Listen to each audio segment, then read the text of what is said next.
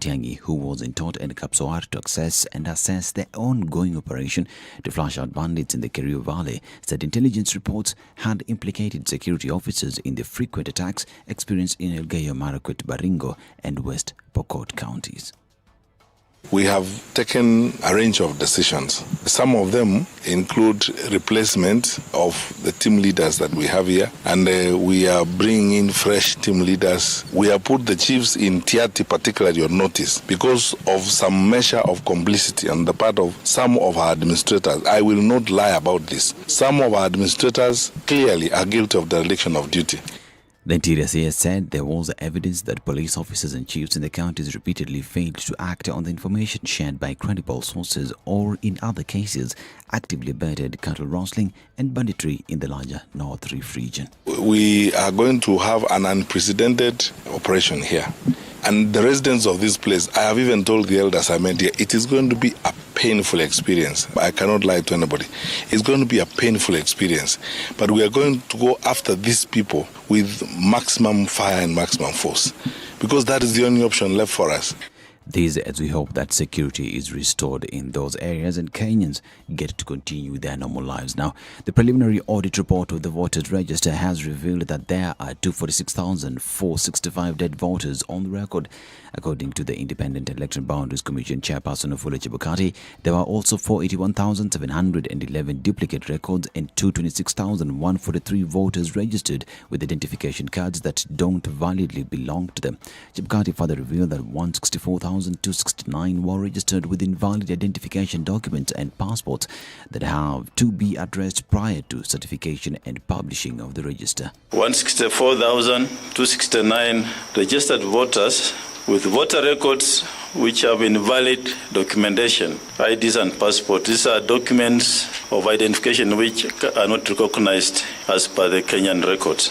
And these issues must be addressed prior to certification and publication of the register. He pointed out that the Commission is scheduled to receive the final audit report on the 16th of June and thereafter engage stakeholders on the final register of voters on the 17th of June. He also revealed that 160 disputes have been filed following the conclusion of the registration of aspirants for various elective seats. Commission's chairperson of Chebukati expressed confidence that the hearing of all the disputes will be concluded within the set timelines. He stated that the hearing of the various complaints is set to start this Friday. Chebukati stated that the Commission will open a 10-day window for aggrieved aspirants to lodge their complaints to the Iebc Dispute Resolution Committee. Now, the High Court has directed petitioner who had filed a petition challenging the new formatting of charge sheet by the Office of the Director of Public Prosecutions to serve his application to Nuruddin Haji's office. Lady Justice Hedwig Ongudi said petitioner Charles Rubia has raised weighty issues that can only be determined after the Office of the Director of Public Prosecutions has given its responses. The judge noted that the decision of Justice Anthony Murima that gave DPP the power to draft and sign charge sheet is now at the Court of Appeal, and thereafter she couldn't issue any conservatory order. Now, the hearing of 80.7 million shillings recovery suit against Samburu Governor Moses Kasaine Lenol Kolal resumes today before Lady Justice Esther Maina. The court had already frozen the governor's 14 million shillings cash in various banks as well as properties in Karen valued at 60 million shillings. The Ethics and Anti-Corruption Commission is seeking to recover the assets as proceeds of corruption. The commission believes the governor got the money after trading with the county government contrary to the law. And the National Police Service and the National Transport and Safety Authority will conduct a joint multi-agency crackdown on non-compliant vehicles across the country. Police spokesperson Bruno Shioso says the crackdown would also target motorists who are violating the Traffic Act and related laws. The directive comes amid growing concerns on the rising cases of road accidents in the country recently and the high number of casualties as a result of the accidents. This week, 7 passengers died on the spot while another 7 sustained serious injuries after a public transport bus ferrying passengers from Garissa to Nairobi was involved in a head-on collision with a Salon car along the Thika Mwingi Road. This is Newswire. I'm Dennis Aseto. Good morning.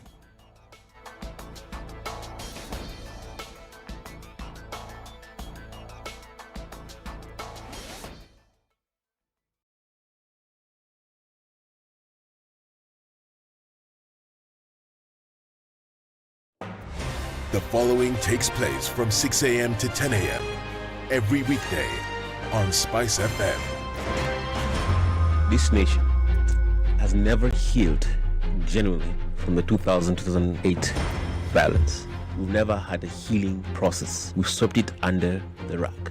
Let me tell you, the handshake was the most disastrous political event in the history of country after the coup attempt of 1982. There's no Kikuyu pothole, Luo lack of water, right. Okamba, lack of traffic. Yeah. There is no Luya lack of drugs in the hospitals. Or Jaluo one. All our issues are the same issues. If you are in a room and just about everybody in that room has a court case or another, what impression does that give you?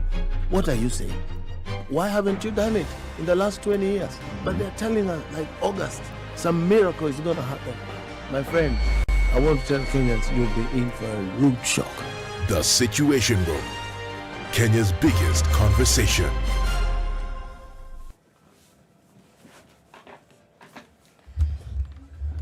Thursday morning, what does it look like on these Nairobi streets? Looking at the buildup of traffic just a little bit here and there around Jogo Road, and this is just past the train station, but you should be all right getting out towards Landis.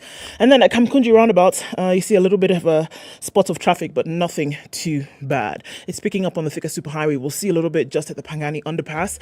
And then coming out of Westlands, shouldn't be too bad right now, but there's a buildup on Waiyaki Way. Juja Road is also doing that thing right now, connecting from Outer Ring. We'll keep an eye on things as we get into Thursday. Let's talk on SpiceFM KE on Twitter. Text 40127.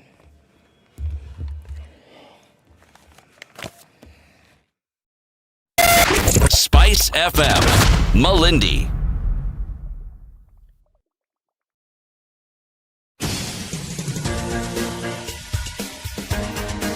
This is the Situation Room, the home of hard-hitting political commentary and penetrating insights about the state of the nation. This is a talk radio experience like no other. The Situation Room, a place for hard truths, debates, and elevated conversations. The Situation Room, witty, political, engaging, deep, controversial. In the room, we have C.T. Muga, researcher, academic, seasoned political observer, a fountain of wisdom in these politically uncertain times. Ndu Okoh, Nigerian by birth, Kenyan by choice, communications expert, Pan-Africanist, a truth seeker and believer in people power, and Eric Latiff, agent provocateur, the man in the chair, seasoned journalist, news hound, a man who believes in punching up, not down.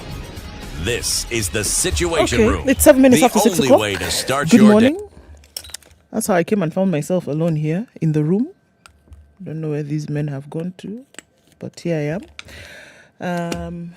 How are we doing this morning? I hope everything is okay in your neck of the woods. Nice getting into Thursday. It's the 9th of, we'll say June. Since I am by myself, we'll say June. And then let's see what happens in a few minutes when these guys who tend to abandon me tend to do the thing that they do.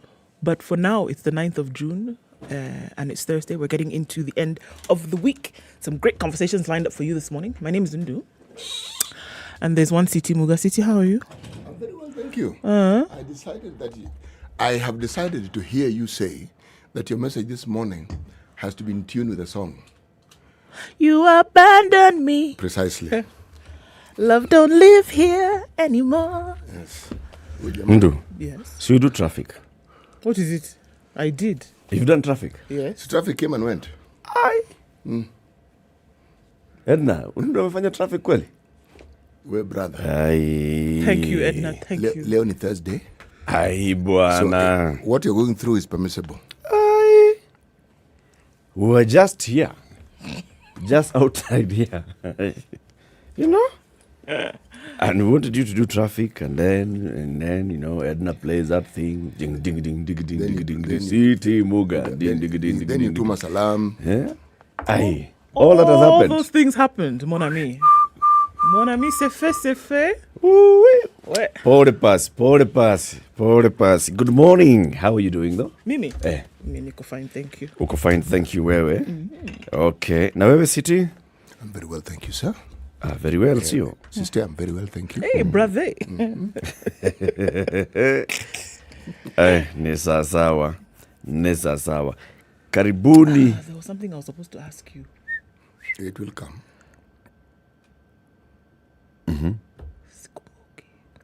Oh, it has left me. We'll give you a moment or we move on? You just move on. When I remember, I could remember in the middle of a very something else and it would just come and I'll say. Sawa. Welcome to Kenya's biggest conversation. Happy Thursday, everybody. It's the 9th, not of June, but of April 2022. Yes, we'll have some interesting conversations today. Today is Thursday. We'll have a Justice Thursday's conversation. And our Justice Thursday conversation will be about access to justice for persons living with mental disability. Okay? Access to justice for persons with mental disability. The International Commission of Jurists, ICJ, Kenya, has been working on modalities of how we can ensure that people with mental disability get access and proper access to justice. A program officer from the ICJ, Santana Simeo, will be joining us at 7 a.m. for that conversation. At 8 o'clock, let's talk about Nairobi, alternative leadership. It's a chance for new blood in Nairobi. Now, Nairobi gubernatorial candidate Kenneth Yamamu. Have you heard of him, City? I'm hearing of him now. Kenneth Yamamu. The name Kenneth I've come across before. And Yamamu? In that combination, first time. First time. Yes. Kenneth Yamamu is a candidate for the gubernatorial race in Nairobi today. And we have been having these Nairobi conversations because Nairobi is important. And Nairobi has got to get it right this time. Surely, we can't have 4 people being sworn in as governor this time. At 9 o'clock, we'll have a conversation with Suleiman Shabal. Suleiman Shabal is an investment banker, an entrepreneur, a politician. He wanted to be the governor of Mombasa, struck a boardroom deal, blah, blah, blah, blah. Was told, join the presidential campaign for Baba. So he's there. And he's been going around and having serious conversations about how can we better harness the diaspora and the potential that the diaspora has for Kenya's development. How are we taking care of the diaspora? We've even had that conversation here. Yes. We take care of our tea, our coffee. We have programs. We have research institutions. We have budgetary allocations. We have institutions that specifically deal with tea, with coffee, with flowers, with pyrethrum and all. But the highest foreign exchange earner in the country, the Kenyan people living outside the country, what do we have? Suleiman Shabal will be here to tell us. Hey, Bwana City. Is that you? Yes. Those are you. When you have those conversations with those guys, this is one of them. It's this guy, that guy, and you. We're looking at a picture on the wall, and well, a photo has been posted on social media today being Throwback Thursday. And is CT Muga in his... How old were you here? I remember you telling us this was Mombasa Sports Club. It was actually Nyeri Beach. It was Nyeri Beach. Yes. Hotel. When Nyeri Beach was Nyeri Beach. Yes. Yeah? I was sitting with my sister and my brother-in-law. Right. I remember very clearly. Yeah. Well, not so clearly, but I remember. Right. Yeah. Actually, it's interesting. So this is actually what I know. That's the guy, man. This is what you look like. Not even today. This other photo is what you looked like 2 years ago. This one looks like me even today. This one looks like you even today. We will post another one. Get that one. The other one as well. Of somebody going on social media and calling you somebody else. They mistook you. They mistook you for somebody else. Man, and they were excited. Yeah? They were very excited. You'll tell us that story later. Okay, tell us about COVID. All right, so let's look at COVID numbers happening in Kenya, guys. We've risen, let's start globally, first of all. 538,112,366 is what we're looking at. Now, let's look at what is being said. The US has a very serious problem with COVID-19 uptake, vaccine uptake, I beg your pardon. This according to a top health official. Vaccines are by far the most powerful tool available against the coronavirus, protecting people from getting seriously ill, being hospitalized, and dying from the virus. Unlike many less developed countries, the US has enough doses to vaccinate everyone, as well as the necessary infrastructure to support the rollout. The problem, not everyone wants the shot. we do have a problem with vaccine uptake that is very serious in the United States. And anything we can do to get people more comfortable to be able to accept these potentially life-saving medical products is something that we feel we are compelled to do. This is according to Dr. Peter Marks, who's the Director for Biologics Evaluation and Research. According to the U.S. Centers for Disease and Disease Control and Prevention, 48.7% of the people over the age of 12 have been fully vaccinated. Only 47%. Only 48%. That's just under half of the population. And fully vaccinated is how many doses? 2. See, it depends on which anything above 2 is your booster. So full vaccination, if you were taking the Pfizer, or if you were taking the Johnson & Johnson, depending on which one you were taking. Johnson & Johnson was 1 shot, the others. Moderna. Yeah, so above 2, everything else is a booster. Okay. So they're just looking at under 50% having been fully vaccinated. Kenya is not too far behind. I mean, if we're going to do a comparative analysis, Kenya is at now 34%. The United States is at 48.7%. Numerically, 34% is how many people? Well, okay. Look at the size of their country as well. Look at the size of the country, of course. That's really where I'm going with this. So if we're looking at 34% of the Kenyan population, we're looking about 11 to 12 million people. About 13 million people. And them is about 100 million people. Nakule back home. Back home. So United States has 300 million people. So if you're looking about 50%, you're looking at about 150 million people having been vaccinated. And the landmass that's the size of East Africa. So that's what we're looking at. And they're saying, look, that's going to be our major problem here. Remember that then coming out of spring, going into the summer months, then going into the winter, they might have a problem with this later. I want to look at what's going on in Kenya really quickly. So if the computer can decide that it wants to behave with me, yes, there we go. 218 new cases. That's double the number that we saw the day before. From a sample size of 3,317, gives a positivity rate now of 6.6%. Okay, this is well above what acceptable levels would be. And this is any disease penetration. You want it to be below 5%. Now we're at 6.6 in Kenya.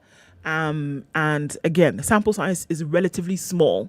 So giving this number then is not very encouraging. And again, people are presenting with symptoms.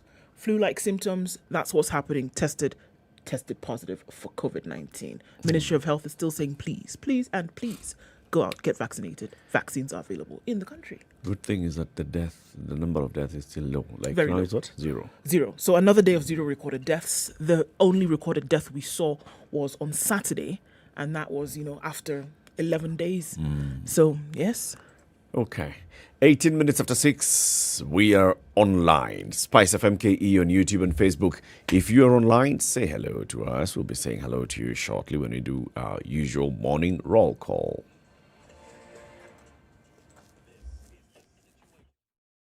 This is the Situation Room, the only way to start your day. Classic soul, R&B, smooth jazz, neo soul, and nostalgic ballads. Make some noise. Yeah. You're listening 15 to degrees and Spice cloudy FM. conditions in Nairobi. Highs of 24 and lows of 14. 14 is what it is in a partly cloudy Nakuru.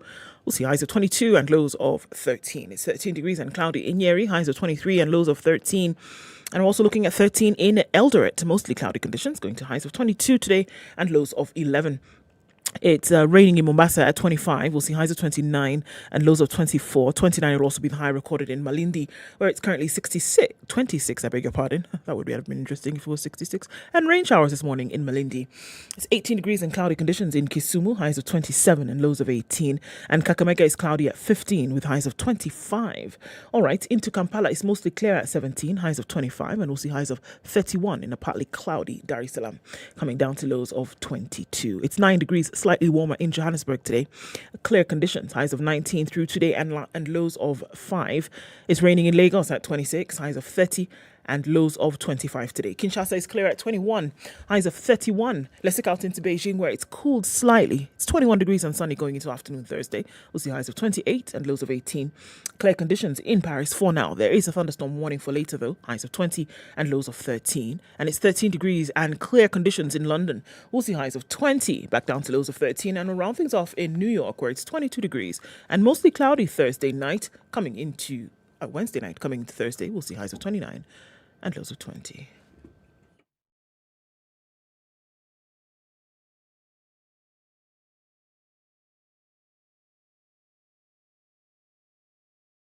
Mature, intelligent talk every morning. Spice up yourself.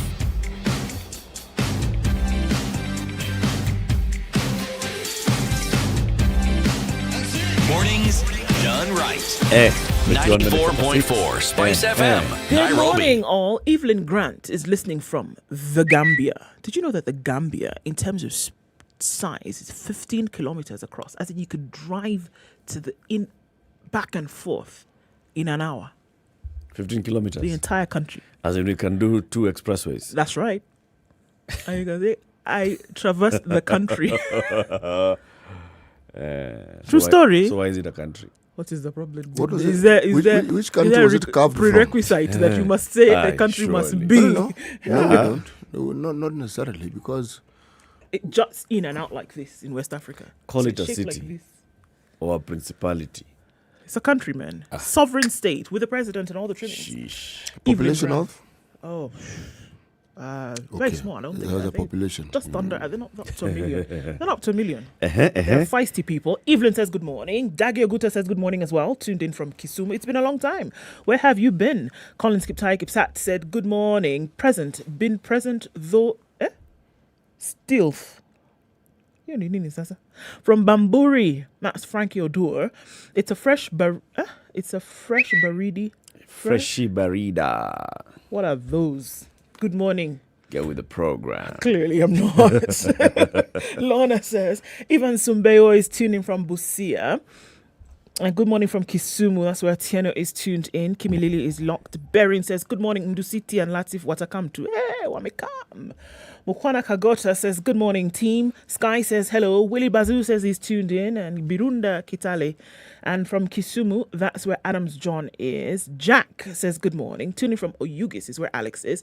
Eddie Odor, good morning. I am up and wondering why politicians lie to us and yet we still believe them. We must be stupid. Wow. Okay. Wajinga nisis. Okay. Vincent says, good morning, not good, goo. Situation Room crew. Last time, it was Eric who walked in without his footsteps being heard. Today, Mwali Musiti Muga has decided to tag along. Both of them were doing things. But they're here. Now that Okoh is alone in the studio, just send me the pin. I'll be your host. William Munga, I see you. Good morning, Andrew. We see you as well. Faristo is also here. Everybody's in this morning. Insana, Daniel, Nina Tureto, Maloba, Jerry, Henry, Bay, John. Karibuni sana. Thanks for joining us. Everybody, welcome to Kenya's biggest conversation. City. Yes. So you do like that? Yes. We are still in Madagascar. Okay. Okay. This is a lengthy proverb. As I said, it's like a prose. Okay. She is as undecided as an orphan. If she does not wash her hands, she will be told she is a dirty child. If she washes her hands, she will be told she is wasting water. Where? She's a dirty child. She is as undecided as an orphan. If she does not wash her hands, she will be told she is a dirty child.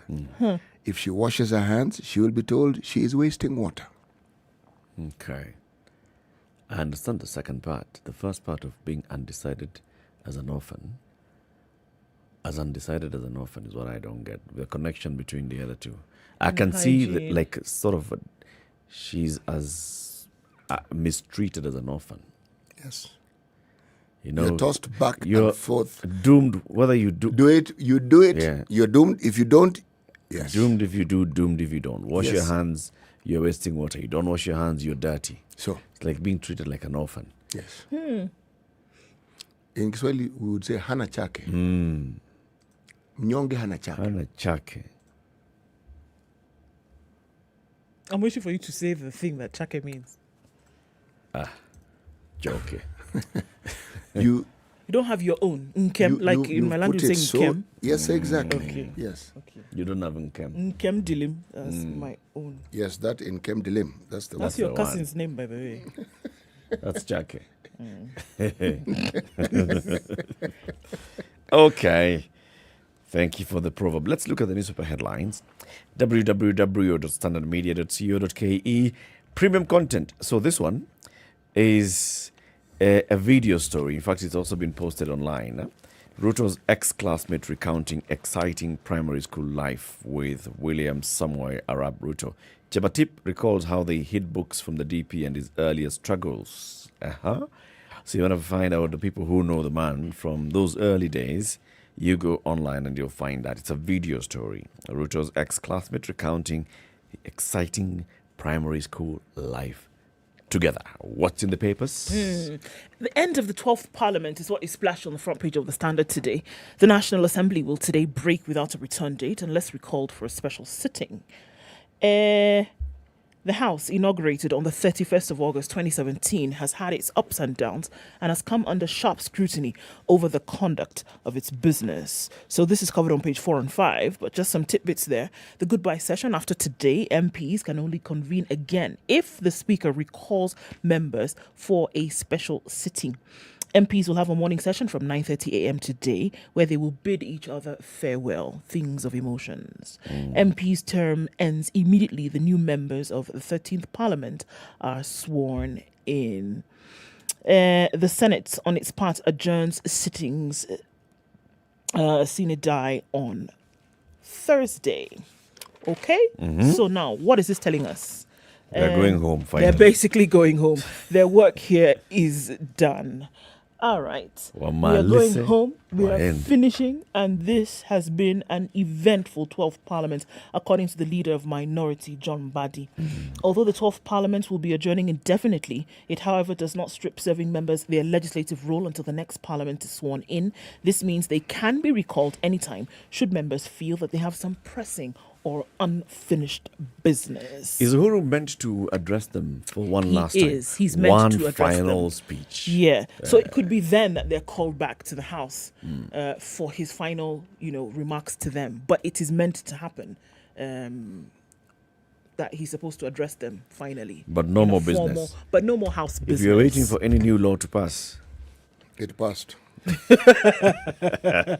It passed you.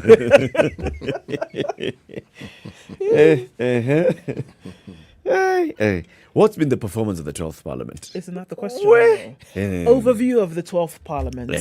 Well, first, let's take a look at some of these fellas. MPs education, 34 have PhDs, actual ones.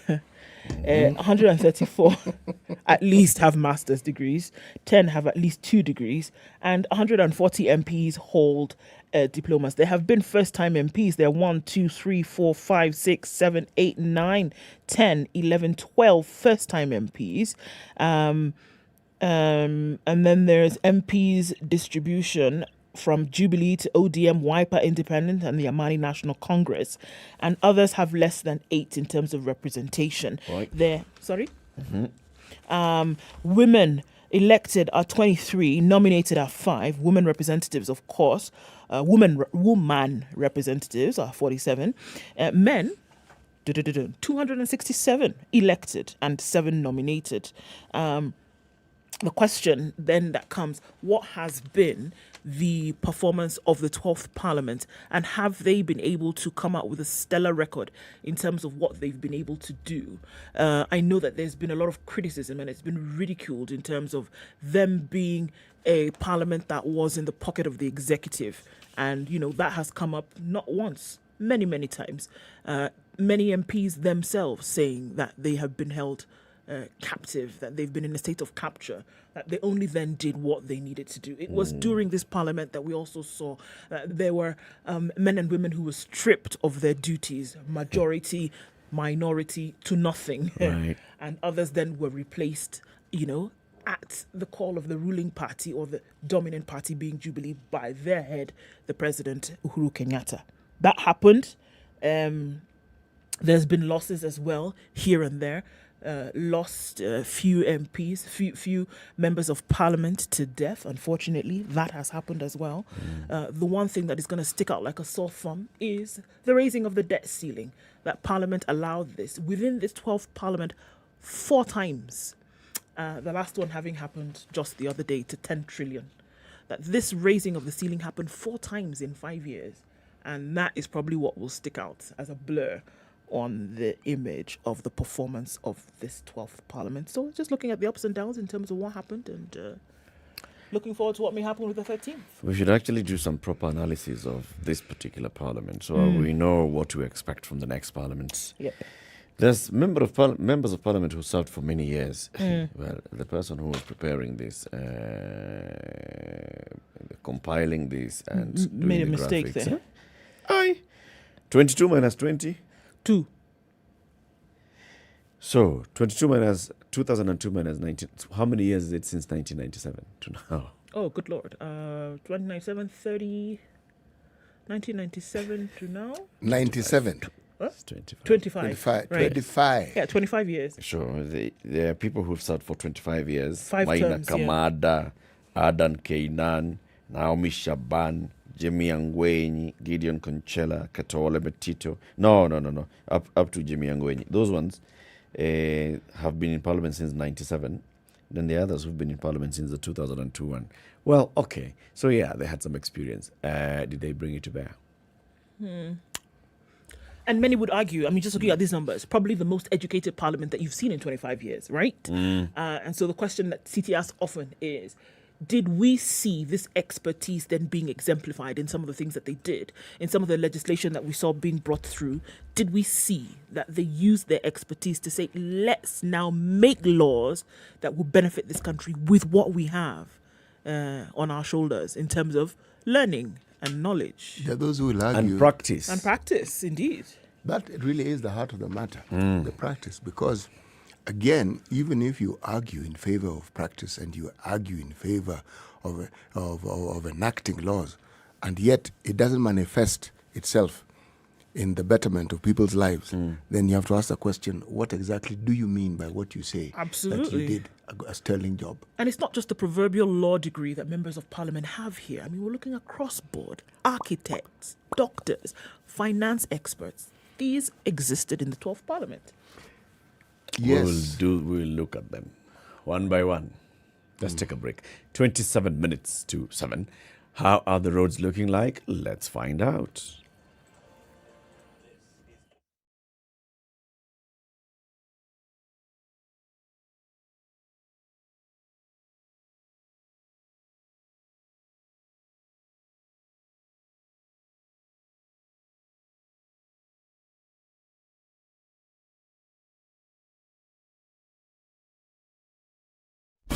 Classic soul, R&B, smooth jazz, neo soul, and nostalgic ballads. Make some noise. Yeah. You're listening to Spice FM.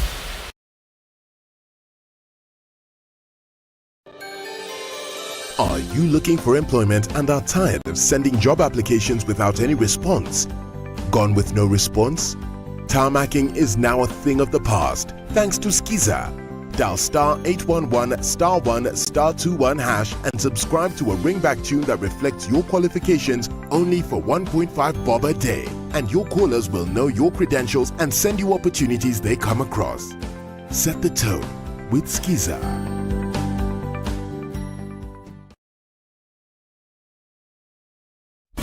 Classic soul, R&B, smooth jazz, neo soul, and nostalgic ballads. Make some noise. Yeah. You're listening to Spice FM.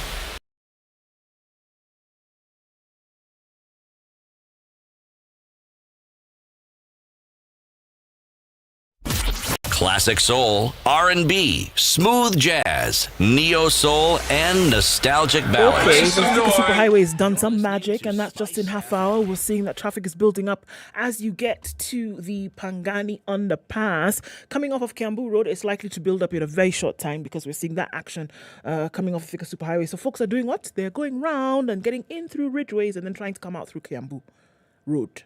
You might want to think about that. now because Kiambu hasn't really built up just yet.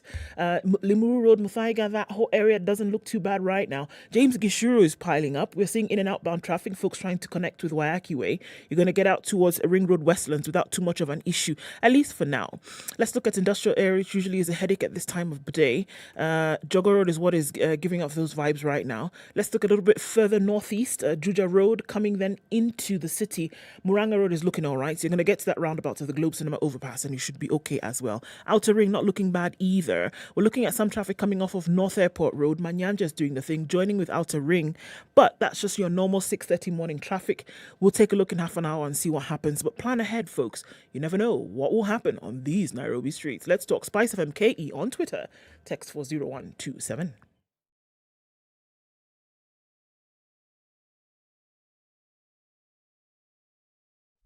Classic soul, R&B, smooth jazz, neo soul, and nostalgic ballads. Make some noise. Yeah! You're listening to Spice FM.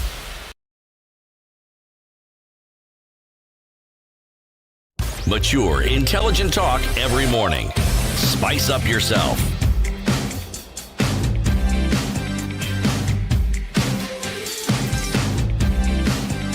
Mornings done right. 94.4 Spice All FM. right, 24 Nairobi. minutes to 7. So you were doing traffic under the bed for weather? There's this guy called Eric Latiff. Ali Bonyeza. Kidude. Sawa. Remember, cops had circulated a photo of a man and said, we are looking for this man, most wanted over the killing of that man who was shot dead on Mirema Drive. Remember that? Yes. We remember that. And the man was arrested. Remember that? We remember and that. he said, yes, me, I knew that guy, but I only knew that guy because I met him at a function. Wedding. At a wedding. And then we went together to a place on Kiambu Road. Then we met again at a car wash. And we met again at car wash. Me, I'm in business. I don't know anything. Now the cops have gone. They went to court and said, Your Honor, we'd like to stay with this man for a bit longer. I thought, okay, you stay with the man. Stay with the man. Keep him. Come and charge him. They went back to court yesterday. They said, actually, this is not the man.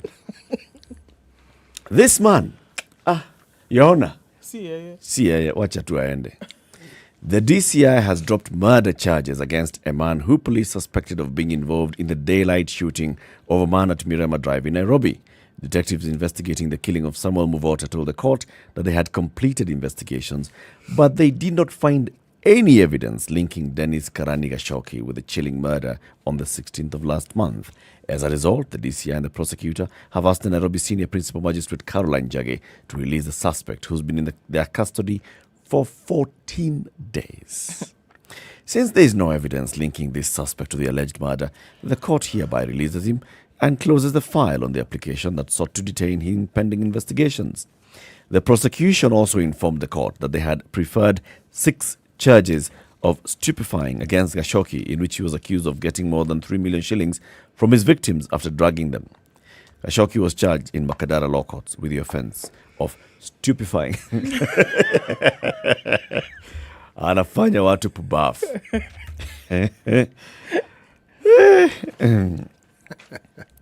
Na kwa hiyo harakati anawafanya wapubafu, anachukua pesa yao. They arrested Gashoki 2 weeks ago over suspicion that he was the driver of the getaway car that was used by the man who shot and killed Muvota along Mirema Drive in Kasarani area. Now, after staying with him for 2 weeks, they come to court and they say, imagine CEO. What rubbish. Absolute nonsense. From most wanted to now... to not wanted. To unwanted. Unwanted. No. This man should sue them. Well, I'm telling you, it's not fair. Waste and sleeping on the floor, eating cabbage. Number one, for 2 weeks, paraded and then me to the whole country and said, you're looking for me. I'm a criminal. You arrest me. No, I brought myself to you. You take me to court publicly. You say we believe we have a case against this man publicly. You charge me. What? Can you imagine now he goes back home? By the way, he's been branded already. Not just that. Yeah. It will be said he gave money. Yes. That's why he was He released. bribed his way out. Yes. Ay. And yet, the man definitely must be innocent. Or is he? Who knows? But the point is, the police have nothing on him. Okay? Arguably, they had nothing on him. From the very beginning. Yes. Yeah. But one must have had. The optics were necessary. You need to be doing something. You see, the problem is, the person who actually killed Muvota, you see that story now, police, they arrest someone, that story is gone. What happened to that guy? Was he killed? Was he not killed? Did he shoot himself? Was he shot by somebody? Was he shot by a friend? Nobody's asking those questions anymore. Gone. But there's something else that comes to mind even as we are talking about this story. What else did the police know about this person? One of the things that... Which person Muvota. specifically, Muvota or Mirema? Wanted. Mirema is the driver. Mirema is the driver. Wanted and wanted. I'm talking about the wanted and wanted This guy. one now who's been set. Karani. Yes. Karani Gashoki. Yes. Why I'm sometimes hesitant to come to a firm conclusion on such matters. They can't just pick you out of nowhere. There is something they picked the person for. We will not be told, we will not know. It may have absolutely nothing to do with this particular case. But the case gave an opportunity for him to be picked and told, please come, let's have this. Many things could also be in the offing here. Yes. A rogue police officer just decided, wewe ulichukua demu yangu last week. Gone. Nitakuonyesha. Yes, that's it. Oh, that, my friend. That's it. That, my friend, is a real possibility. I will give you the gift of sight. Utaniona. But so you're not privy to the conversations that these 2 weeks, within these 2 weeks, you're not privy to the conversations that were between Karani and the DCI. cops. You don't know what they talked about. Whatever they did. The end result is that we don't have evidence. Yeah. You don't know what has happened in between there. And you're right. We need to give these guys some credit. Who? No, hold on. Cops. Listen. I'm not talking about... No. Listen to what I'm saying. It is highly unlikely that they're just going to pick up a fella because, just like you're saying, there may have been something else that they were trying to get from this guy. You could be here thinking it's about the case, but it is not. Something totally different could have been going on here. And they were using this opportunity to get it sorted out. You on the outside are thinking, the case, they're arresting somebody who is not even guilty. Whatever they were trying to achieve, they've achieved. And at the end of the day, they've come and told you, evidence around this case. We don't have, let him go. By the way, but they've gotten what they want. As notorious as the person they claim was that notorious. What also could be a truth to consider is that they were following this person. They knew this person. They knew about him. They knew about his activities. And so they even knew the people he associated with, no matter how briefly. They would know. I have faith that the security arm of this particular government is not only that vigilant, is that capable. So now, thereafter, I'm in the dark because there's a lot going on here and we're not privy to those details. Nah. So what we're privy to doesn't make very much sense. So I'll put sense aside and say, let's look for the next story to talk about. Kwa sababu hii, by the way. Tell us. By the way. Marsabit. Wow. People dying. Yep. Serious. Noise has been made. No one gets arrested. No one. Then we have curfew, dusk to dawn. Yes. And now 200 pieces of armament have been captured. Yes. Good step. It would be even a gooder step if they told us the proliferation of arms in that area so that we can do 1 + 1 - 3 and figure out what exactly is the situation.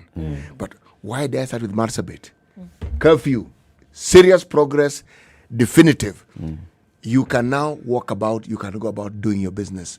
In the town, what you couldn't do, now you can do. Now, something similar has also taken place. Okay? Rift Valley Commissioner, a gentleman by the name of Malim Mohammed, has, on behalf of the government, announced a 30-day dusk to dawn curfew in parts of Baringo, Elgeyo Marakwet, and West Pokot counties that have been affected by insecurity. Dusk to dawn curfew? Yes. Parts of how many counties? 3. Baringo, Elgeyo, West Marakwet. West Pokot. Marakwet is West. Elgeyo is Elgeyo Marakwet. Okay. Yes. So, sorry. Okay? Now, why I say this is a good step and why I'm jubilant about it, some order is being put in place. So these fellows who we were being told in broad daylight to go around shooting people, well, let's see where they're going to go to. People who would be known to come at night and shoot people. You know, the thing about a curfew, my friend, if you are found after that particular hour, anyway, you will know who you will be speaking to. You will know. Yes. The problem, though, okay, there's serious insecurity, and now there's a dusk to dawn curfew. You see what it also does? It affects people who are seeking elective positions in this area. It most definitely does. Because you've basically been told you need to campaign only during daytime. Yes. This thing of door-to-door, door-to-door works best. At night when people are indoors. Yes. So door-to-door campaigns in these areas, fungalet. It's okay. Sasa utapelekea nani sukari? Peleka mchana. Hakuna mtu kwa nyumba. Tafuta mahali afanya kazi. Where there is a will, there is a way. There's a way. There is. The issue of security is a far greater matter, and it's a matter that must be given priority. So if this sort of order is being put in place, yes, kudos to the government. Yes. This is a step in the right direction. Okay. Yes. Okay. We agree. This issue of the shortage of dollars, right? So tomorrow we'll have business journalist Ramanyang joining us, and at 9 o'clock or thereabouts, we'll have people who have been affected by the shortage of dollars, okay? But there's a story here. Kenyans who have bank accounts and they're keeping shillings, and they also have had a dollar account on the side, are moving shilling to dollar account. Shilling to dollar account. Ile kampuni yetu, my friend. This is the time. Shida. Hatuna dollar account. No. Tulifungua wewe ndio umesahau. Oh, yeah. Problem was, kulikuwa kuna dola ya kuweka. Hakuna shilling ya kupeleka dola.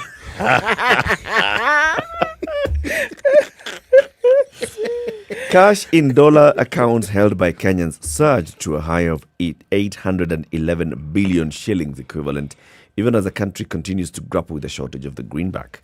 Data from the central bank by end of March shows that foreign currency deposits held by Kenyans rose by 4% year-on-year to 780. This money is not available for trading. Even as Kenyans stockpile dollars, data from CBK shows that commercial banks' foreign exchange reserves, or banks holding of foreign currencies, especially dollars, which are available for trading, dropped by nearly a fifth to 482 billion from 592 billion in March last year. On Tuesday, the National Treasury PS, Dr. Julius Muya, said that while there was no shortage of reserves of the foreign currencies held by the CBK, was not to cover close to 5 months of the country's import needs, negative sentiment from manufacturers is pushing people to accumulate the dollars. Muya says manufacturers who've been complaining about their dollar shortage might have started working from a premise of dollar shortage, creating panic in the forex market, with people accumulating the hard currency. This creates an artificial shortage, which is not reflecting the reality on the ground, said Dr. Muya during the launch of the latest World Bank's economic update. The PS insists the government has enough forex reserves to cover the import needs. Therefore, there should be no problem of availability of the hard currency. Skia? CBK has said, we have dollars here. Treasury is saying, they have dollars there. The market is saying, we have no dollars here. Anywhere. Okay? This is a game of hide and seek. Oh, yes. So, and then there are people now who are hoarding onto the dollar. Now, the issue is, how does this get addressed? Well, one of the ways in which banks have tried to address these matters is by having interest-bearing accounts. Not fixed, current accounts, savings accounts. Savings by their very nature are interest delivering, but current accounts which also afford you an interest. The interest may be paltry, but the fact that there's an interest, it encourages you not to move the money. So you keep it there. Now, if it's sitting there, it means it's earning. Precisely. And it's something that the bank can use. Yes. But so long as, when I listen to some of these things that bedevil our country, I am amazed by one thing. how it is people get stuck with the concept of business as usual. Instead of understanding that a little thought, just a little thought, not necessarily strategic, just thought in how to do things different might make that big change that you want. Would make the difference. Yes, it would. Yeah. Just different. Change what you're doing, do it differently. And you may actually have the results that not only desired, but go beyond what you had even anticipated. Yes. It's true. A serial litigator, Omtata Umkia, has said, allowing persons with tainted past to vie for public office is a threat to constitutional order. Iebc has no legal capacity to conduct investigations and establish candidates' background. So he said, block people with tainted pasts from vying. That's it. Don't think and say maybe think about a formula. No, just block it. Stop it. The Iebc cleared all aspirants who had been flagged as unfit to hold public office in the last election, according to what a court was told yesterday, while backing a case to bar all aspirants who are facing corruption charges who or have been convicted or impeached from contesting. The EACC said it flagged 87 aspirants, but they all ran for office. The anti-graft watchdog threw its weight behind activist Okoh Mtata's argument that an appeal process or unconcluded criminal trials should not make it possible for aspirants to vie. Out of a list of the 106 aspirants presented by the Iebc to Integrity Center for verification, only 9 met the requirements of Chapter 6 of the Constitution, had requisite educational documents, and had no criminal cases. In its reply, the EACC said it was at a crossroads since Iebc has taken a different stand by clearing those who have had pending appeals or whose trials have not been settled. In the court papers, the anti-graft agency urged that the Iebc has no means to investigate or ascertain the integrity of a contestant. Instead, it relies on the EACC to verify the contents of self-declaration forms submitted by persons seeking elective posts. So, in other words, since you cannot investigate, and we can, and you come to us for clearance, then you ought to take the advice that we're giving you and not clear these folks for contest. You should be able to just take our advice and put it forward that these folks should not then be eligible to vie. But you don't do that. You're going in the other direction, is what they're saying. So IEBC had said many, many times, I mean, it's like a broken record now, that they cannot block them from vying until they have exhausted all appeal. Okay? So EACC in court with Omtata is actually saying, now, you know what? We are the ones who can investigate. And we are asking the court to see that, yes, if we say such an individual is not eligible, IEBC should take our advice and stop them from vying. Yeah. Yes, but IEBC has a point here. Which one? The point is, if there are protocols, there are policies, if there are legal procedures in place regarding such things, then it would be foolhardy to try and now say that in the name of this fairer justice, we sidestep them. Because if we sidestep them, what then are you introducing? Because I like the idea of going through laid down procedures. It is a good thing. Okay? The bad thing is that most people don't want to do that. But in the name of trying to weed out what we're calling the bad elements, do we then go against this process that we know was intended to ensure that someone actually gets a fair shake? You know, it is not going against that process. The fact that you've been barred to vie in an election does not stop you from continuing with your appeal in court. The issue is whether you have a court case and whether that has been stopped. Nobody is stopping you from going to court. Yes. We're just stopping you from seeking public office. Yes. And saying, until you finish this matter that is before you in court, please, don't come to kusumbua watu hapa Eric, asking to be elected. Eric, sticking point here. You haven't even gone to court and been found guilty like some individuals. You haven't been impeached. You have been accused. Yes. Do we have a law? Do we have a statute that clearly tells you that if this is the case, you are therefore not fit for public office? There are innuendos, there are suggestions, there are interpretations. But is there definitive statute that says Nihi. Okay, so the thing, There's none. I think there isn't. There's But none that says if you are facing a case in court, you have issues. Stay at home. However, if a court has said you have a case to answer, I think that's a point to start from. Yeah, there's a case to answer here. With a matter of corruption, for instance, because that goes back into the issue of ethics and integrity. And you have a If watchdog. you've been taken to court, the prosecution has presented a case, and then the judicial officer, magistrate, or judge has said this person has a case to answer. I think that's a starting point. It is a starting point, but in the absence of a precedent, unfortunately, the status quo will hold force. Because if we have a precedent where a competent court ruled in that same manner and said, folks, given my interpretation of Chapter 6, if indeed you have a case before us, you are not worthy to hold any public office. You know how we can get that precedence? Yes. Is by Iebc refusing to nominate somebody, then the matter goes to court. Based on the information that they get from the investigative body, which is the EACC. Because you know that on your own, you do not have investigative powers. There is a reason why EACC has been listed on that list of requirements, saying that we must get clearance from them. Now, EACC is basically telling you that these fellows have a tinge. Don't clear them. But then you still say, oh, well, thank you very much for your information. Now We're going to go ahead and clear them. So why have that as a requirement in the first place? You see, the witchery that is the law is now this. EAC can't buy you. They can't. See, that's the problem. Yes. If indeed they could EACC. say... Yes. Uh-huh. EAC is... C. Corruption and anti... That one, commission. Yes. If they could, then the precedents we're seeking would be easy. Because they would say, as we're not giving you a through pass, forget it. On our own. Yes, but the people who could also not give you a through pass are the police.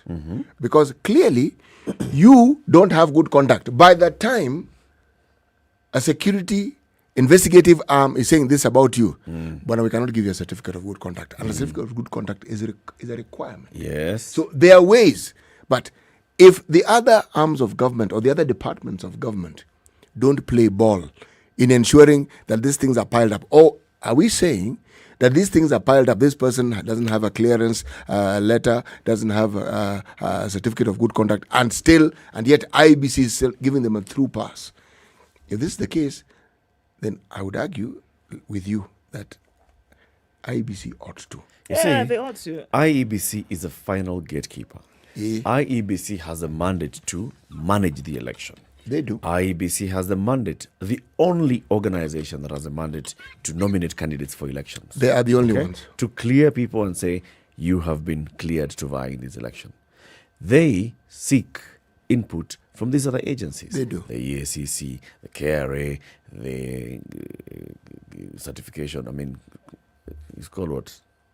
Qualification, the National Qualification Authority, or DCI, all those. Now, if they look and there should be some threshold. The point here is members of parliament wrote this law, and yet they are the players in this game. The person, the body that can save us is the court. But the court can't bring the matter to itself. This matter ought to be taken. Okia Umtata and the others are taking the matter to court. It would be better if IEBC forced a candidate to take this matter to court. Yes. You see, like now what they've done with Sonko. Sonko is taking this matter to court. Now we shall have clarity, final clarity. If I've been impeached, can I not vie? Because Very of what clear. IEBC has done, we are going to get that clarity. We should have had the same. IEBC refused to clear, for example, Major Waluke, who has been convicted by the High Court. Refused to clear him, let him go to court. And then we get that precedent. And then moving forward, you can use it. Then your proverbial Roe v. Wade, you will use it then as reference to say, look, in this case, this and this happened, and this is what the court ruled on. But until and unless, now we're just dancing in the dark. And I really do feel, unfortunately, that IBC is playing in a safe space here. Safe space? For themselves to say, well, the law. Chairman of IBC make a decision. Is a lawyer. Have the qualified cojones, to be a judge of a superior court. To say, yes. So, have the cojones to say, we refuse. Okay. Yes. Keep it here for more conversations. Good morning. It's 7 a.m.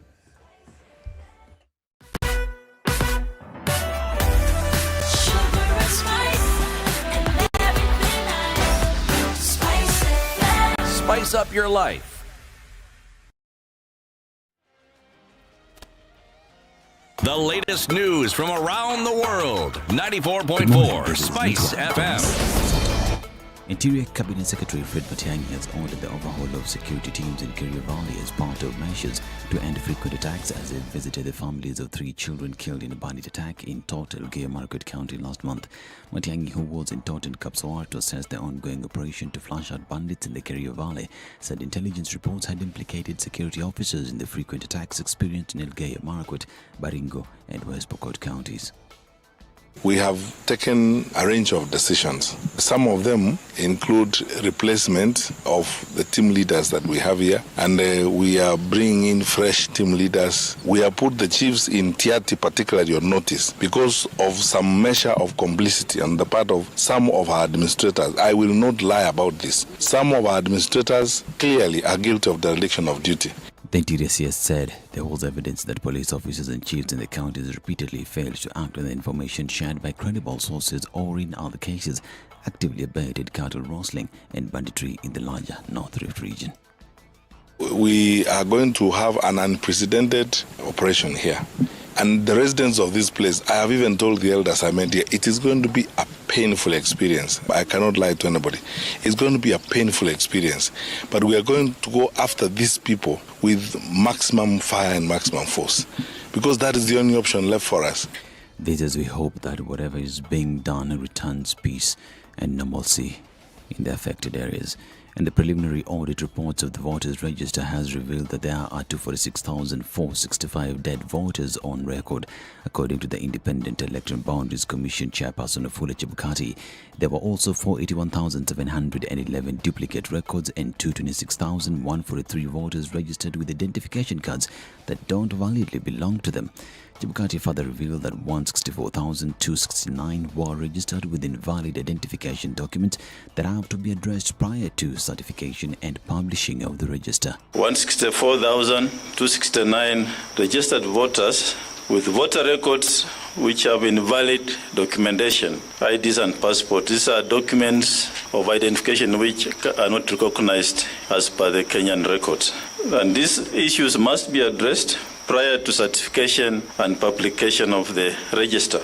He pointed out that the Commission is scheduled to receive the final audit report on 16th of June and thereafter engage stakeholders on the final register of voters on the 17th of June. He also revealed that 160 disputes have been filed following the conclusion of the registration of aspirants for the various elective seats. These, as Wafula Chebukati expressed confidence that the hearing of all the disputes will be concluded within the set timelines. He stated that the hearing of the various complaints is set to start Friday, which is tomorrow. Chebukati stated that the Commission will open a 10-day window for aggrieved aspirants to lodge their complaints with the Iebc Dispute Resolution Committee. The High Court has directed the petitioner who had filed a petition challenging the new formatting of charge sheets by the Office of the Director of Public Prosecution to serve his application to Nuruddin Haji's office. Lady Justice Hedwig Ongudi said petitioner Charles Rubia has raised weighty issues that can only be determined after the Office of the Director of Public Prosecutions has given its responses. The judge noted that the decision of Justice Anthony Mrima that gave DPP the power to draft and sign charge sheets is now at the Court of Appeal, and thereafter she couldn't issue any conservatory order. And the hearing of 80.7 million shillings recovery suit against Samburu Governor Moses Kasaine Lenol Kolal resumes today before Lady Justice Esther Minor. The court had already frozen the governor's 14 million shillings cash in various bank accounts, as well as properties in current valued at 60 million shillings. The Ethics and Anti-Corruption Commission is seeking to recover the assets as proceeds of corruption. The commission believes the governor got the money after trading with the county government contrary to the law. And the National Police Service and the National Transport and Safety Authority will conduct a joint multi-agency crackdown on non-compliant vehicles across the country. Police spokesperson Bruno Shioso says the crackdown will also target motorists who are violating the Traffic Act and related laws.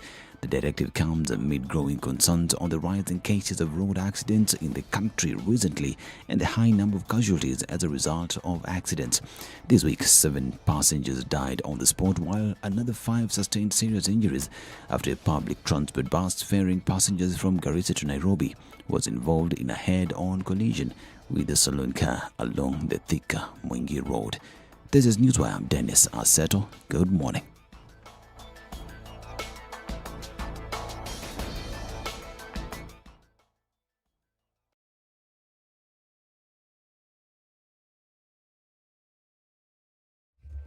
And Langata Road in no time has already built up traffic going out into the city. We're going to have a little bit of a spillover to Raila Odinga Way, although not happening just yet. But with the traffic that we're seeing on Langata Road, that will happen in no time. We're also looking at it building up on Uhuru Highway, getting out into the city. The CBD is already a beehive of activity right now. Coming off of Thika Superhighway, there was an accident that happened around USIU, and so things slowed down considerably. So we're looking at Safari Park Hotel traffic out through to Allsops, way beyond that to the Italy Drift, and then out towards the Pangani Underpass. And there we have it, Kiambu Road. Folks who are running away from that USIU traffic, use Ridgeways, come out on Kiambu Road, and boom, traffic. Also looking at Limuru Road, that has also built up right now. Coming out of Westlands, if we look further on, not too bad. Waiyaki Way is already building up here and there. Looking at the Eastern Bypass is taking a hit as well. We'll take a look in half an hour and see how things have progressed. But if you've just left, you might be in for a while. Let's talk on SpiceFM KE on Twitter. Text 40127.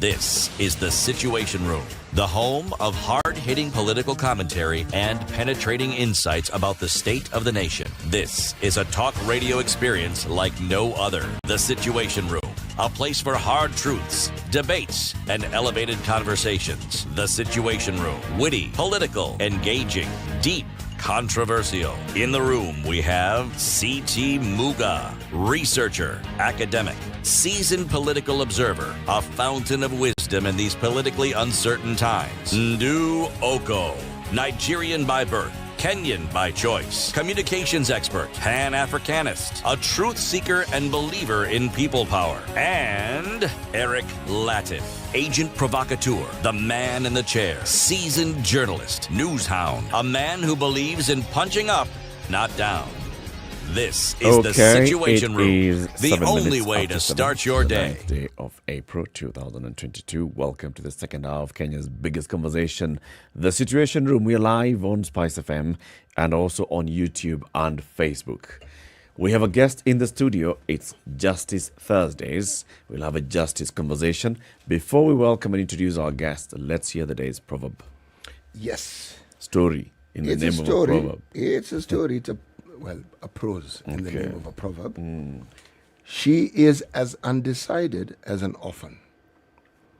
If she does not wash her hands, she will be told she is a dirty child. If she washes her hands, she will be told she is wasting water. She's an ego and she flies. She's so many things. Yes. She is as what as an orphan? Undecided. She is as undecided as an orphan. Yes. You're tossed to and fro. You're a punching bag. If perchance you don't wash your hands, you're told you are dirty. Your hands are not clean. If you wash your hands, you're told, with water of course, you're told you are wasting water. Oh yeah. Damned if you do, damned if you don't. Yeah. Oh yeah. Okay, let's have our justice conversation. Joining us this morning is Santana Simeo from the International Commission of Jurists, Kenya chapter. Good morning, Santana. Good morning, Eric. How are you? I'm fine, thank you. Welcome to the hot seat of Kenya's biggest conversation. Thank you. Make yourself comfortable, relax, sit back, relax, enjoy this journey. It's going to be just a very smooth ride, just a couple of air pockets as we approach landing. But until then, we'll be fine. Okay? Noted. We are having a justice conversation today. Every Thursday, we strive to have a justice conversation looking at various facets of justice and access to justice. Today, we want to talk about access to justice for persons living with mental disability. Now, this is a big one persons living with mental disability and how they get to access justice or how they are treated by the justice system is a big issue. And I know that you'll be telling us what ICJ Kenya has been doing in terms of looking into this issue and what you'd like to see done. But I think let's start with just definitions, okay? There are people who may be hearing about ICJ Kenya for the first time today. We've had several people from ICJ Kenya joining us. But just for purposes of introduction, what's ICJ Kenya? ICJ Kenya is a non-governmental, non-profit, and member-based organization that was founded in 1959. The mission of the organization is human rights. We promote human rights, democratic governance, justice, and the rule of law. Yeah. Mm-hmm. Who are the members? Lawyers. Uh-huh. Yeah, as long as the person is a lawyer, you can apply for membership. So you and the lawyer is somebody who's been admitted to the bar or just somebody who's gone to law Even school? those in university can apply to be members. People There's in the also legal members from the profession. bench. These are judges and magistrates. So anybody aspiring to be a lawyer can't be a member? While in campus, you can join. When it's just in your thought process. You Not yet. Contemplating. If you visit the Nairobi School of Law, and you have a few conversations, how do I join? How do I? Yes. You've already started the journey. Or you pass can by apply. a police station every once in a while, chat to the person at the desk. Yeah, No, when you start your program, you can apply. And when you work for a lawyer? No.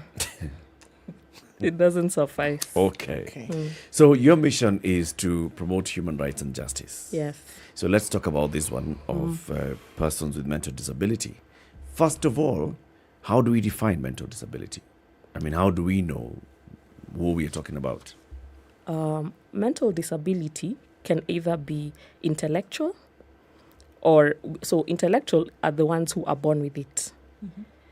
That's whereby they have a condition that affects how they operate.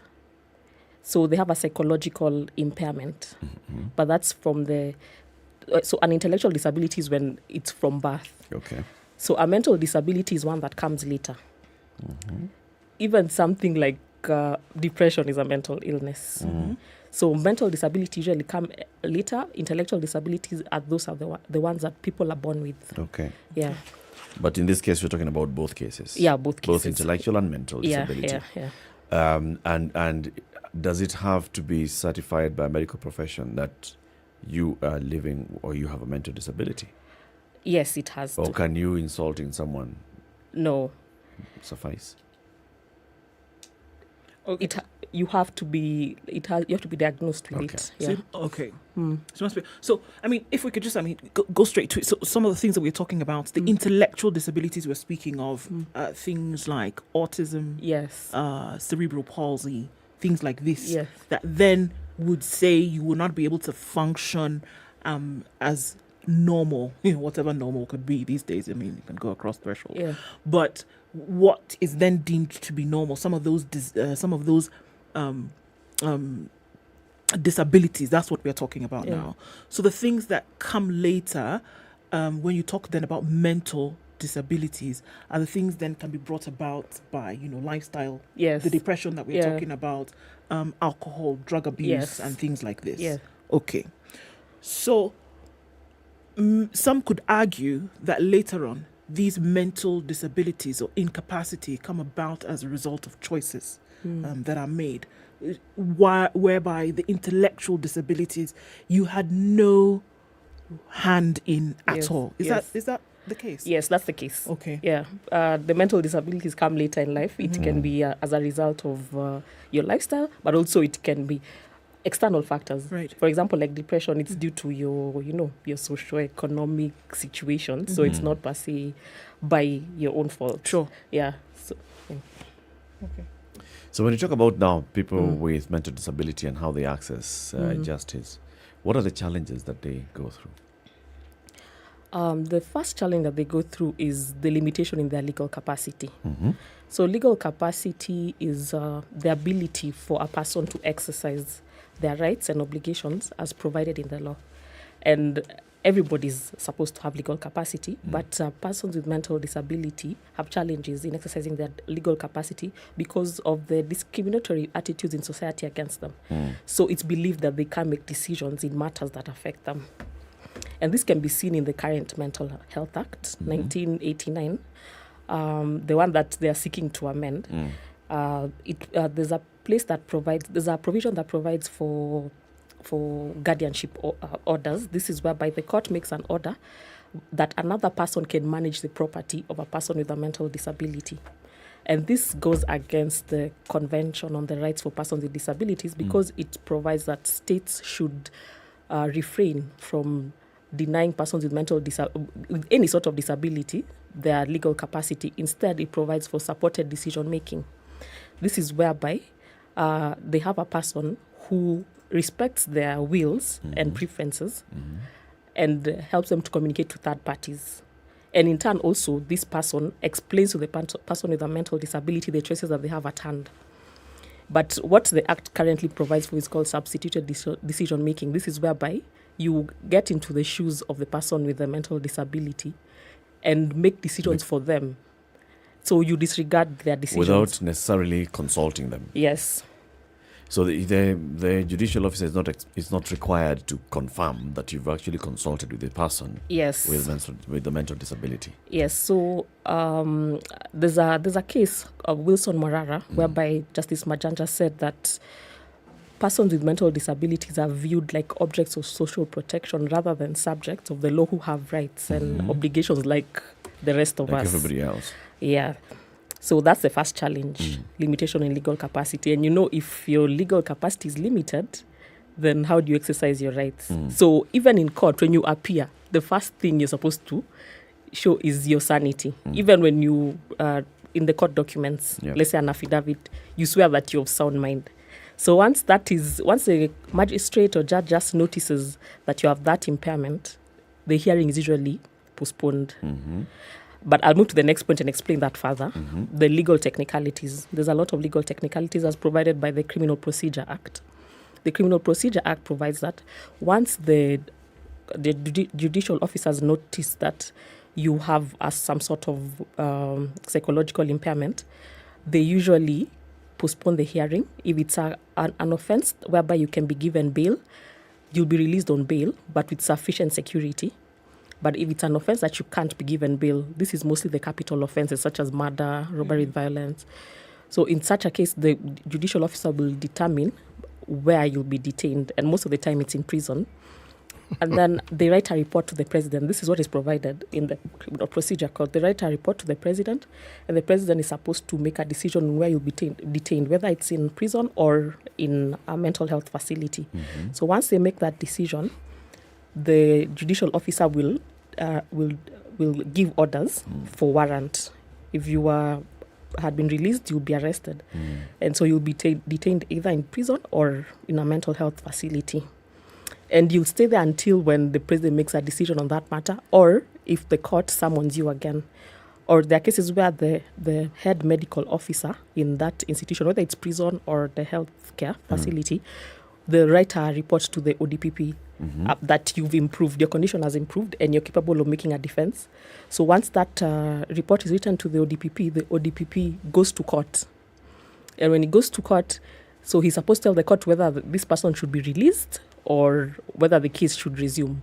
But he can only be released if it's in the public interest. Let's say if it's someone who's committed murder, that's not in the public interest. So if they resume and the ODPP proves that you were actually guilty in that matter, but then in the defense, it's shown that the person had a mental disability at the time of committing the crime. So the judge will have to write a special finding whereby he states all this, and then it's sent to the president, and the president determines whether you stay in prison or in a mental facility. But once they make that decision, you stay there indefinitely, and this is called being detained at the pleasure of the president. Okay. You mentioned a certain process that judicial officers carry out. Do you have any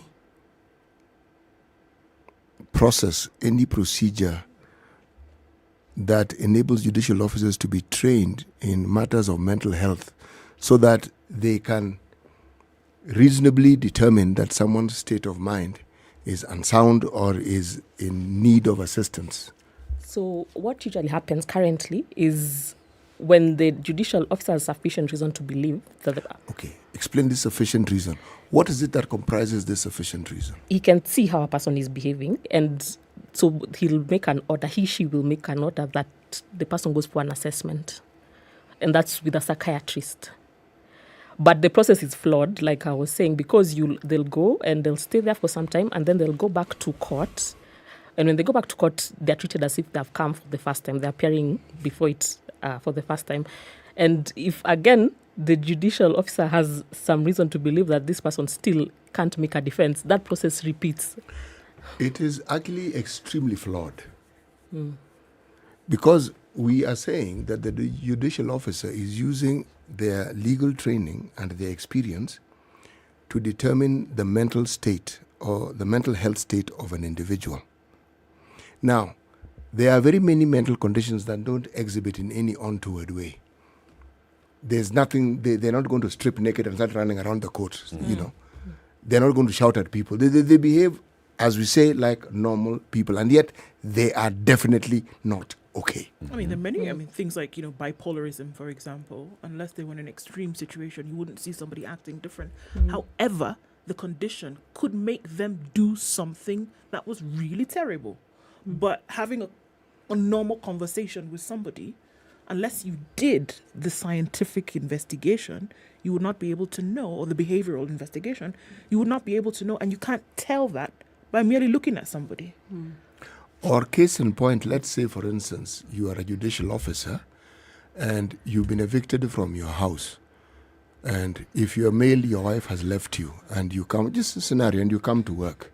You're not in the right state of mind. At that moment, no. Most definitely not.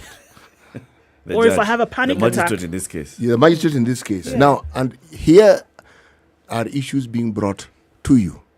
And you are making decisions with that state of mind that you're in. The larger question I'm asking is, we are talking about people who go before the courts. And I'm asking the question of the people who determine these issues, who looks into their mental state? The people who collect the evidence, the police, who looks into their mental state? The people who prosecute, who looks into their mental state? Because all these things come together to determine whether this particular individual who's before the court is in the right frame of mind. What if the others who are making those decisions are the ones who are not in the right mental illness? Yeah, they are the ones who are not okay.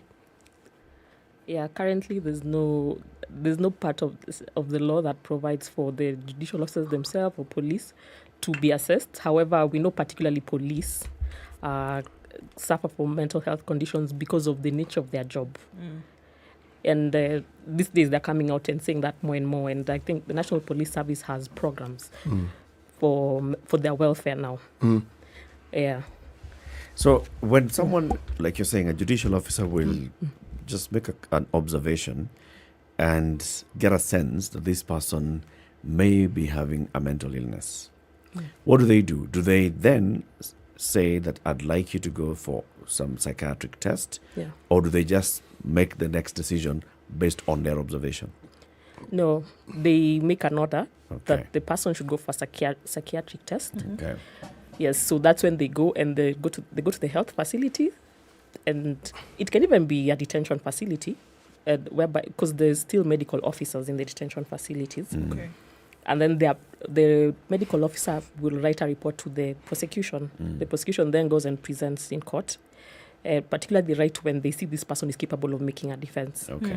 Yes. So what we've seen previously until a certain precedent was set, I think last year, is that those who are facing capital offences, murder, criminal, armed robbery and such, robbery, violence, would automatically be first sent for psychiatric tests. Yes. And now the court said, well, you don't have to do this to somebody. Yeah. We as long as they're here and they're willing to proceed with the case, we go ahead. Yeah. So does that also then have an effect on somebody who generally has a mental illness? If someone has a mental illness, that they will have to go for an assessment. because they will have to, even the nature of these illnesses are such that even the communication can be a problem. The communication with the court can be a problem. So that's when they're taken for an assessment. And actually the Constitution provides that people can have intermediaries when communicating with the court. And persons with mental disabilities need this. However, it doesn't happen. But they need these intermediaries because sometimes they say what they don't mean. They can even say they're guilty. They can even report themselves in a police station and say, I killed my grandfather. And the police, what will they do immediately is arrest them. The person. Yeah. Same I'm confess, so trying to continue cases Yeah. process for court. But you see, there are some mental illnesses that are obvious. I mean, they'll manifest, and others will not. Yeah. Like you're saying, that's why I started by asking, how do we define mental illness? Also, it can be in the defense. The defense, there's a particular case, it's called Republic versus Richard Kaitani, whereby he was sentenced to death. For murder in the past, they used to be hanged. But his saving grace was just an expert witness was called in court, and they proved that at the time of committing the murder, he was not in a proper state of mind. So that also happens. Expert witnesses are called, and it's mainly by the defense. They're the ones who bring it up. Okay. So we've seen many cases. I mean, whether you're going to live in the world of movies or if you're going to live, in the world in which we live in, that then there are many folks who would use this mental illness defense as a way to get away from them having to face, a trial. What are the rights of this individual then who is in this position?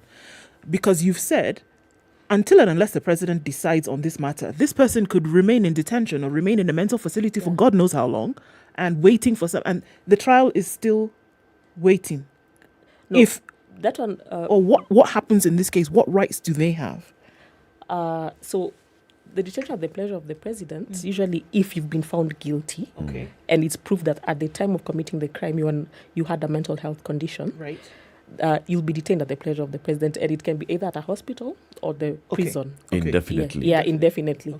Until now, the president decides that you can be released. But this was declared unconstitutional. Right, because they could forget about you, isn't it? Yeah. It was declared unconstitutional in a case whereby the accused person challenged this. Because particularly, this takes away the discretion of the judiciary, because this is the president who has the discretionary powers when it's the judiciary who should be determining sentences. How old was this law?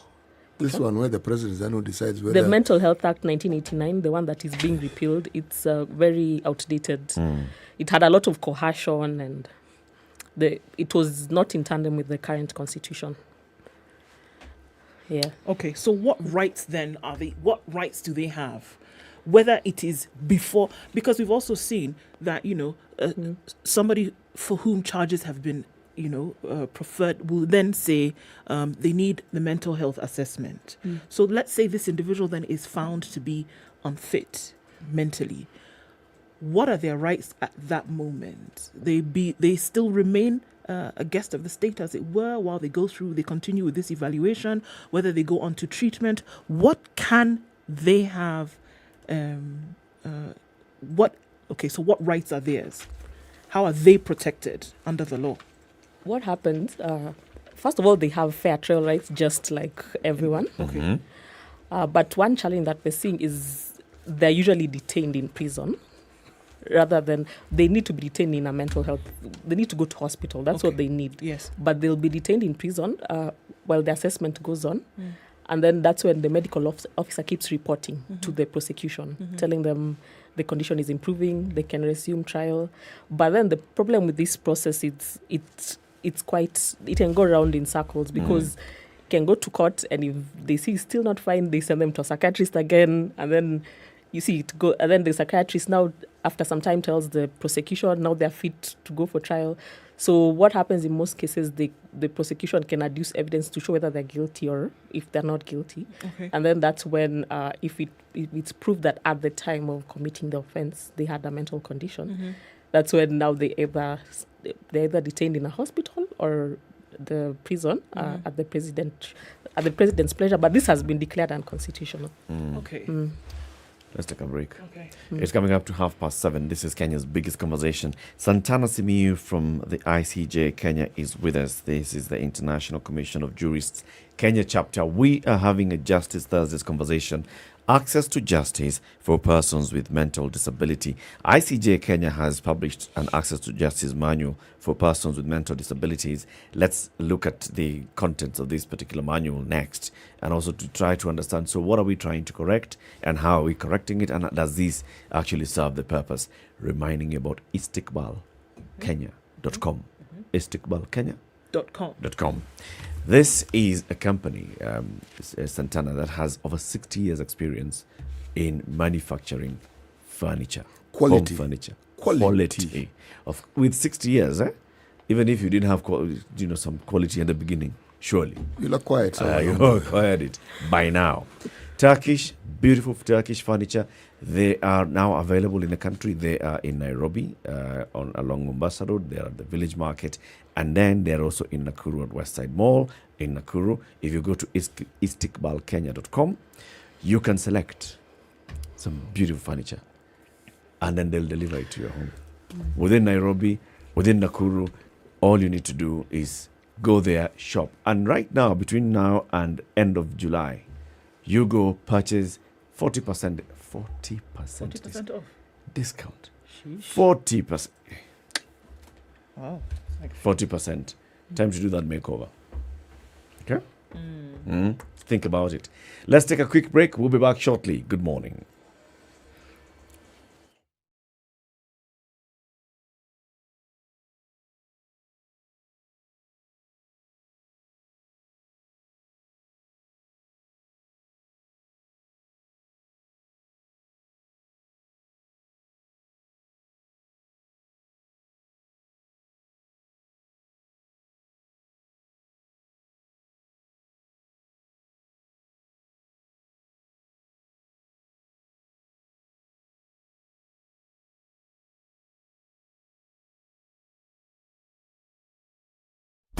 Classic soul, R&B, smooth jazz, neo soul, and nostalgic ballads. Make some noise. Yeah. You're listening to Spice FM.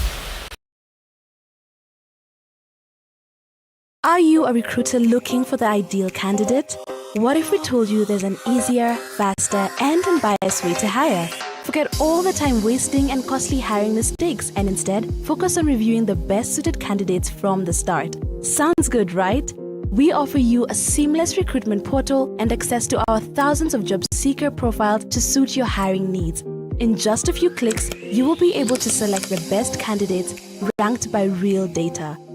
Sign up today by visiting jobs.digga.co.ke and start your journey to efficient and effective hiring. Classic soul, R&B, smooth jazz, neo soul, and nostalgic ballads. Make some noise. Yeah. You're listening to Spice FM. Standard Group's Farm Kenya initiative is the umbrella entity for all agriculture-related channels, activities and investments. The media platforms under the Farm Kenya initiative include the Smart Harvest Weekly Pullout in the Saturday Standard, KTN Farmers TV, a 24-hour agribusiness TV station, Maisha Kilimo, a weekly agriculture show on Radio Maisha, AgriTalk on SpiceFM's morning show The Situation Room, and Grind na Agribiz on Vibes Radio morning show Morning Vibes. Find us online at www.farmers.co.ke, an integrated website that creates and aggregates agri-content, hosts a digital marketplace, and wide range of agri-data.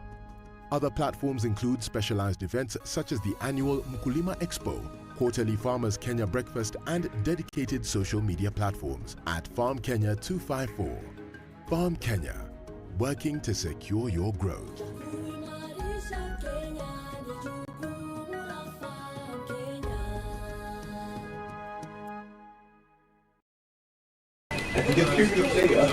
Hey, Mato, what's up?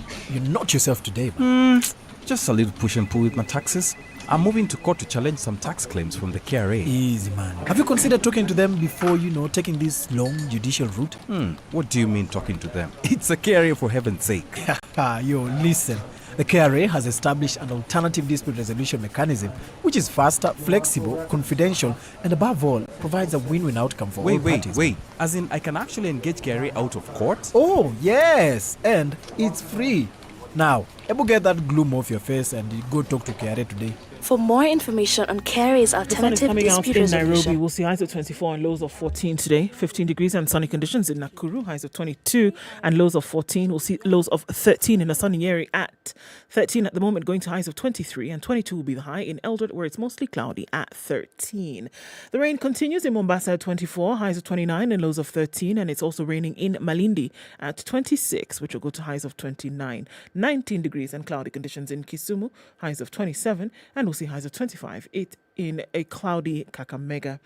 Cloudy conditions at 18 in Kampala, highs of 25, and we'll see highs of 31 in Dar es Salaam, where it's mostly cloudy at 23. 9 degrees and clear in Joburg. 19 will be the high and lows of 5, and it's mostly clear in Lagos at 27 with highs of 30. It'll come down to lows of 25. Clear conditions in Kinshasa at 20, highs of 31, back down to lows of 20.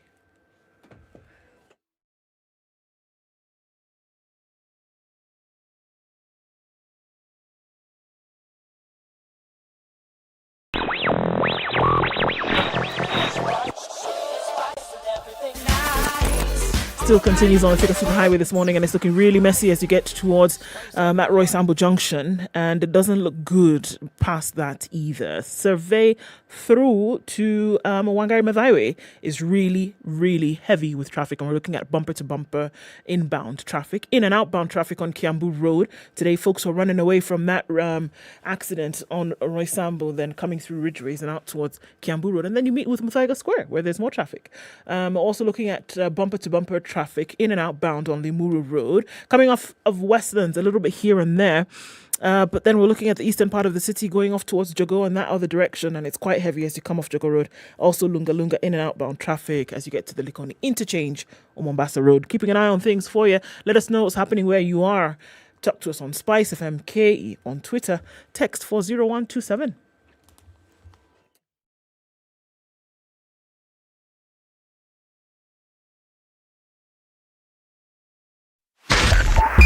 .5 Spice FM, Kisumu.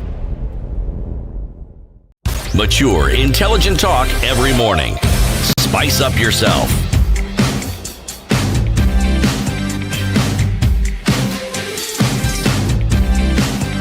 Mornings done right. 23 minutes to 8, Kenya's biggest conversation. It continues.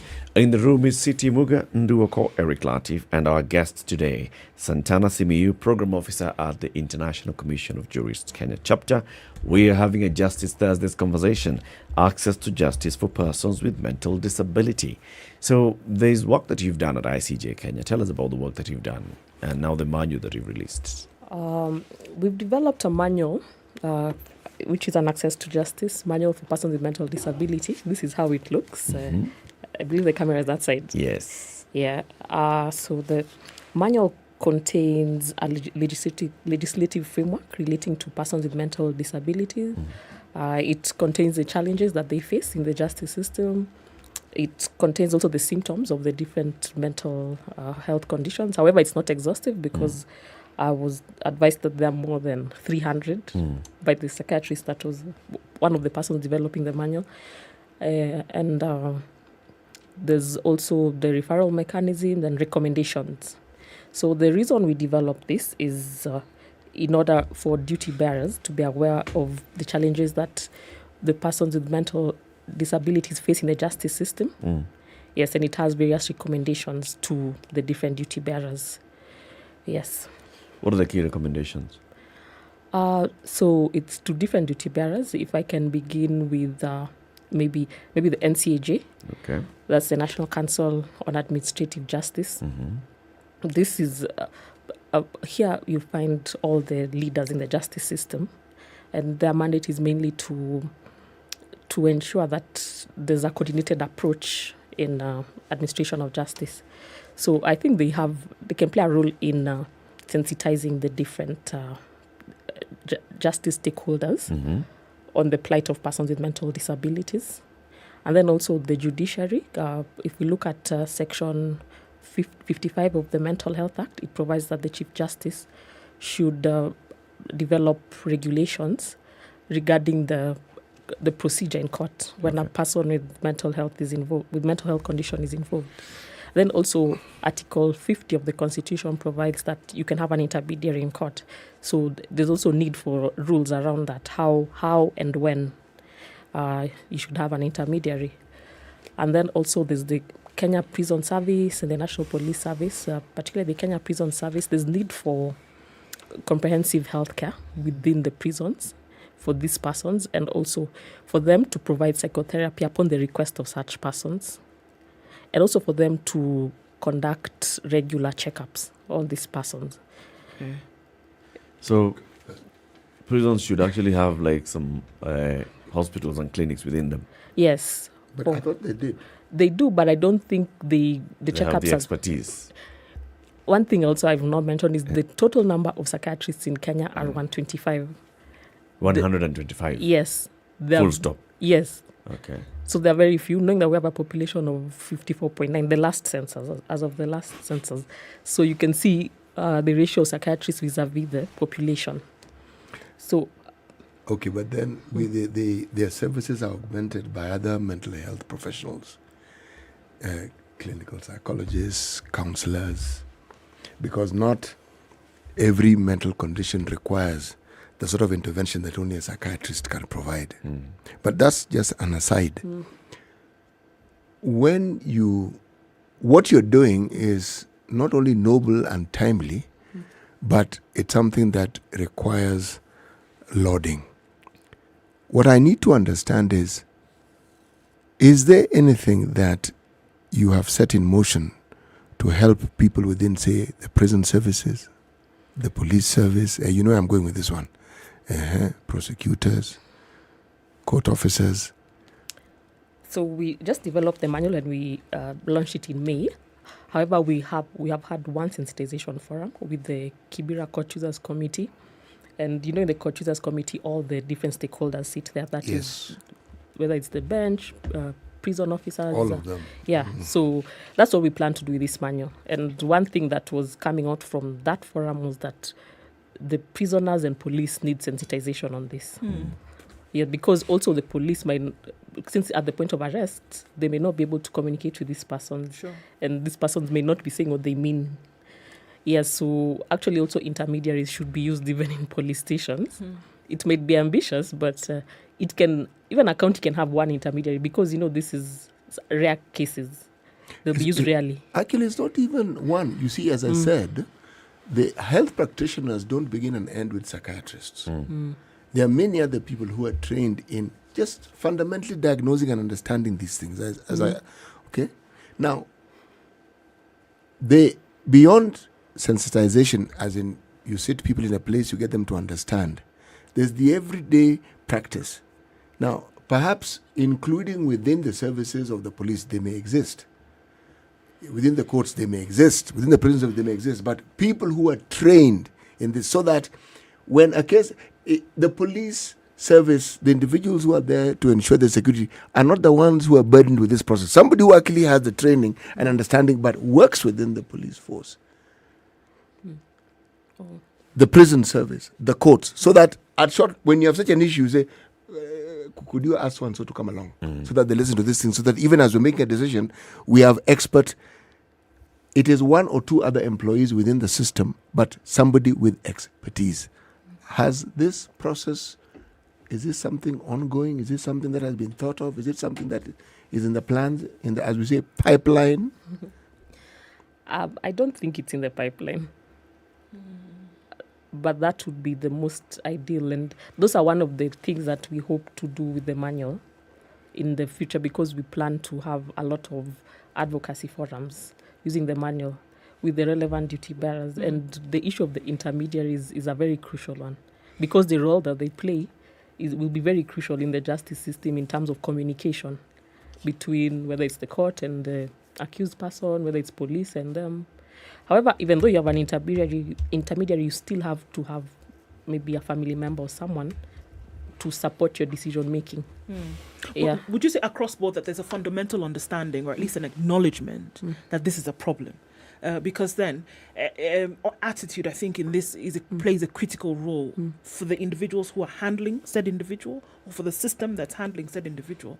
Because if we have, and there's so many things that fuel this. If we look at what you mentioned, stigma, because of cultural or traditional practices, it doesn't matter if you go into a formal setting, that we all go with our traditional cultural biases. So if I am a service officer, for example, in the police, and I have this cultural bias, or I have this stigma still in my head of somebody then who is suffering a mental illness, and that person then is brought before me for whatever reason, I probably am going to handle this person with my bias in tow. So is there and I guess that's where the question then goes, that is there an understanding across board, across those who are going to handle, it doesn't matter whether it's at the police stage, getting into court, even in hospital, even though they have the tools then to deal with these individuals, we still find that the bias exists even there. So is there a fundamental understanding or acknowledgement across board that this is a problem and that something then must be done about it? Because I see that if that is not the case, then the implementation of the elements in the manual then might be met with difficulty. Yeah, that challenge still exists. The stigma is still there. So there's still a lot of awareness creation to be created in the community regarding in order to try and change attitudes, the discriminatory attitudes towards these people. So it's a lot of work. Yeah, because you can imagine even when they leave prison, they're still under watchful eyes, because they're ex-convicts, one, and then two, there's already the stigma around having mental health. So even one recommendation is to the probation and aftercare services. Yes. They need to meet the family, the community, the Nyumba Kumi, the Council of Elders. They need to sit down with them before this person is released, because you can imagine what the amount of stigma this person will face. Yeah. But the stigma, the subject is an important one. But look at the entire, let's take the Court Users Committee, okay? Within this manual that you have, do you have portions or sections where you sensitize them on stigma and issues related? The reason why I ask is, it doesn't matter what profession I'm in. The baggage I come with are my upbringing, my social conditioning, my relationships. I bring all this into that profession. Now, when it comes to mental illness, we have tons of baggage, which we all come with. And they influence the decisions that we make. So, getting people on an even keel, because if people don't have the right, in my mind, the right mindset, the right understanding of mental issues or mental health issues, then the person who has a mental health problem is already at a disservice, even before we try to give them the service that they actually need and deserve. Yeah, I know the greater work is with the changing of attitudes, which will take a very long time. Yeah, so it's called behavior change intervention. It doesn't have to take a long time, not necessarily. This is why you heard me mention, now I'm actually going to state it categorically, involving people who have a background in this, people who have a training in this entire process of decision making. Behavioral scientists, like clinical psychologists, counselors, psychiatrists, most important, but there's a whole chain of people who are in this value system of mental health. Now, I am simply saying that they are an integral part and they're available. And they are more numerous than the 126 psychiatrists that we have. And they are able to assist in this process. Yeah. Because it can't be a seminar where people, or a workshop where people are talked to for an hour and that's it. No. It has to be continuous. It has to be continuous. Yeah. So these people have to be part and parcel of that particular system. Yeah. Like, for instance, a place like this, we have a clinic. The professional healthcare people there, should somebody fall ill, you're not going to rush someone to a hospital. You take them there. Why is it that an establishment like this one has an HR office? It's because if you have certain issues, you go there. Now, I'm simply saying the same thing. Prisons have hospitals. It's a question of now who you put in those hospitals. Police post offices have some sort of clinic. It's who else you put in there. The structure exists. Yeah, the reason I was saying it may take a lot of time is because this stigma is from culture. So it's actually in the culture that people believe that such people are cursed so that's why I'm saying the behavioral change may take some time, and that is not something that one organization can do. If there was goodwill now from the government side, I'm not giving you a free pass on this one. ICJ is a powerful institution. It's not you doing it. It's you finding able partners and pushing them to do what they are good at. That's what the point was driving at in terms of, like in the past, how there were so many campaigns for HIV, TB, those things. Like if now this could be a whole campaign in terms of changing behavioral change with regards to persons with mental illness, that's when we'll see a difference even in how they're treated, because the problem is in how they're treated, and that how they're treated is based on the prejudices that everyone has. It's odd you should mention mental health and HIV, because one of the things, I worked in that particular space, as we call it, for a long time. And one of the things that kept puzzling people was people who worked in the community and who had been chosen to work specifically because they were good ambassadors, because they themselves were HIV positive. But somebody would work for a long time. You'd find that it was noticeable. People would forget. Something they're supposed to do, they have forgotten. Now, it took research with people who understand neurology to actually determine that actually HIV did affect the mental capacity and the retention capacity of people. So somebody who had been unwell for a long time, what would happen is they would start forgetting for real. Yes, for real. Meaning it's so. And what made it worse was some of the work that they were supposed to do were actually very sensitive, and they were pressured. Now, that stress itself helped exacerbate that situation. The mental condition just kept getting worse and worse and worse because of the stress-related factors. Yeah. And it was also found that when they were then moved to duties that were less stressful, lighter duties, right, the function fairly okay. And also another thing is also prisoners may go in without a mental health condition, but by the time they leave, they have a mental condition. Or maybe well before the time they leave. Even just going through the process. I mean, you're thrown into that system, and that's already is enough stress. Absolutely. I guess it's just looking at what City is asking. So beyond publication of this manual, all right, what is ICJ doing to advance the conversation? So yes, you've done a good job. You've done the background, the research, the thoughts on what recommendations you'd like to see implemented. Are you doing anything to pursue implementation of the same? Yes, like I first will beginning with having forums whereby we can discuss this. We can, particularly with the justice sector actors first, whereby we can discuss the challenges that these people face. And then also the recommendations that we have, but also it's a forum where they're also open with the challenges they face on their end. Because I remember in the forum that we had with the Kibera CUC, you find that even information sharing between them sometimes it's an issue. Because I remember the probation and aftercare services had one of the representative has stated that they give the judiciary reports, and you find that sometimes they don't read the reports properly. So even during the forums now, we get to find out the challenges that are within the system itself. Yeah. And then beyond that, because it's like getting their buy-in. Yes. Is there a call to action when you're meeting them? Like, beyond just saying, okay, you guys, you see, we are making sense, right? Yeah. So then what?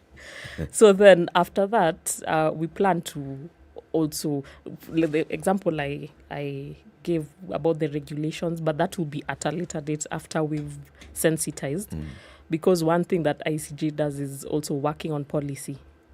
So at a future date, we hope that these rules on how and when intermediaries can be used, we hope that they'll be there, because that will play a big role in the access to justice for persons with mental disabilities. Just going back to one of the things that you said at the very beginning of this conversation. So do we find that the majority of those who are going through the system are those with intellectual disability or those with mental disability, based on your definitions previously? It's both. Oh, really? Yeah, it's both. Because it's shared. Okay. Yeah, because you also find persons with who abuse maybe drugs or alcohol, particularly those in the streets, tend to be petty offenders. They tend to be arrested for petty offences. And and also ICJ has a different campaign on the decriminalization of petty offences. Yeah. So what kind of crimes, if I may ask, then, are those with intellectual disability then perpetrate? So if it's one whereby a person can be violent or I think it's schizophrenia, but I wouldn't delve into the disease because that's not my expertise. Yes. But I know mainly they're arrested for like indecent acts because there's some crimes whereby a person there's some of the conditions that can lead a person to undress or they can be violent. So they're arrested for, it's called breaching of the peace. Yeah, or sometimes just begging if they're on the streets. There's loitering. Those are the petty offences I'm talking about. These are minor offences with the imprisonment of less than 6 months or a For fine. which many would argue that this act is as a result of this incapacity and not necessarily of choice. Yes. Okay. But you see, the nature of the condition itself can make them act violent, and then they can be so much force used on them, which they can even be shot. Right. Then there's a case like this that happened in the US. He's called I forget the name, but it was in Los Angeles, and he was shot because he had a mental condition and he became violent, and he was shot because police can use extreme force because they may think you're resisting arrest. Violence is violence. Was the person black by any chance? Yes. There are also very many cases where somebody may end up in court. They are innocent.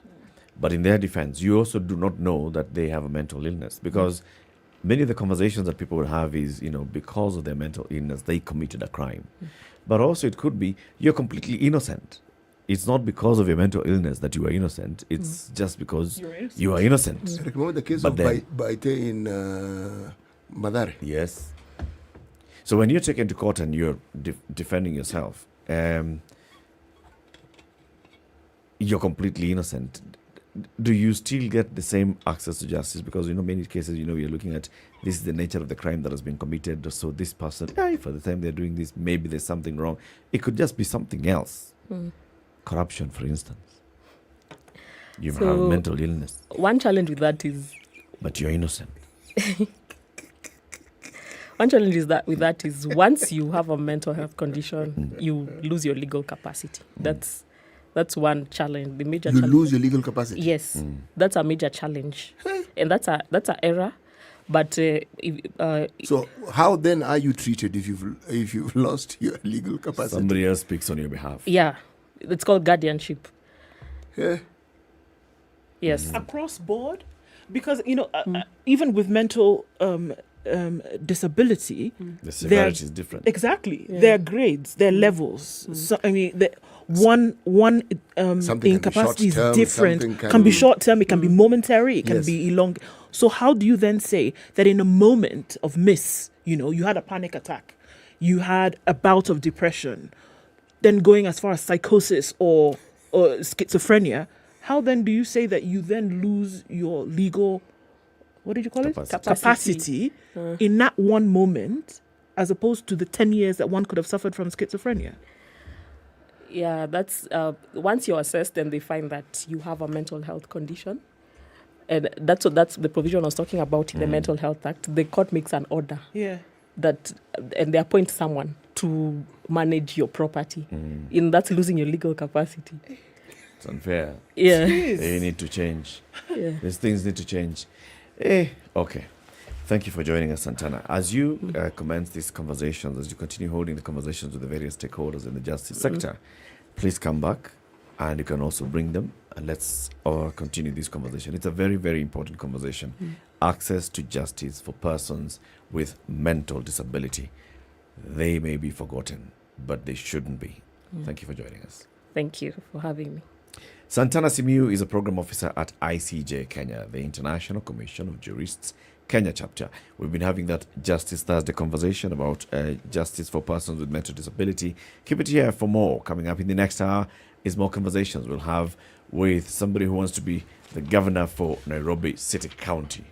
He'll be here to tell us why exactly he wants to do that. A very good morning to you. 8 a.m.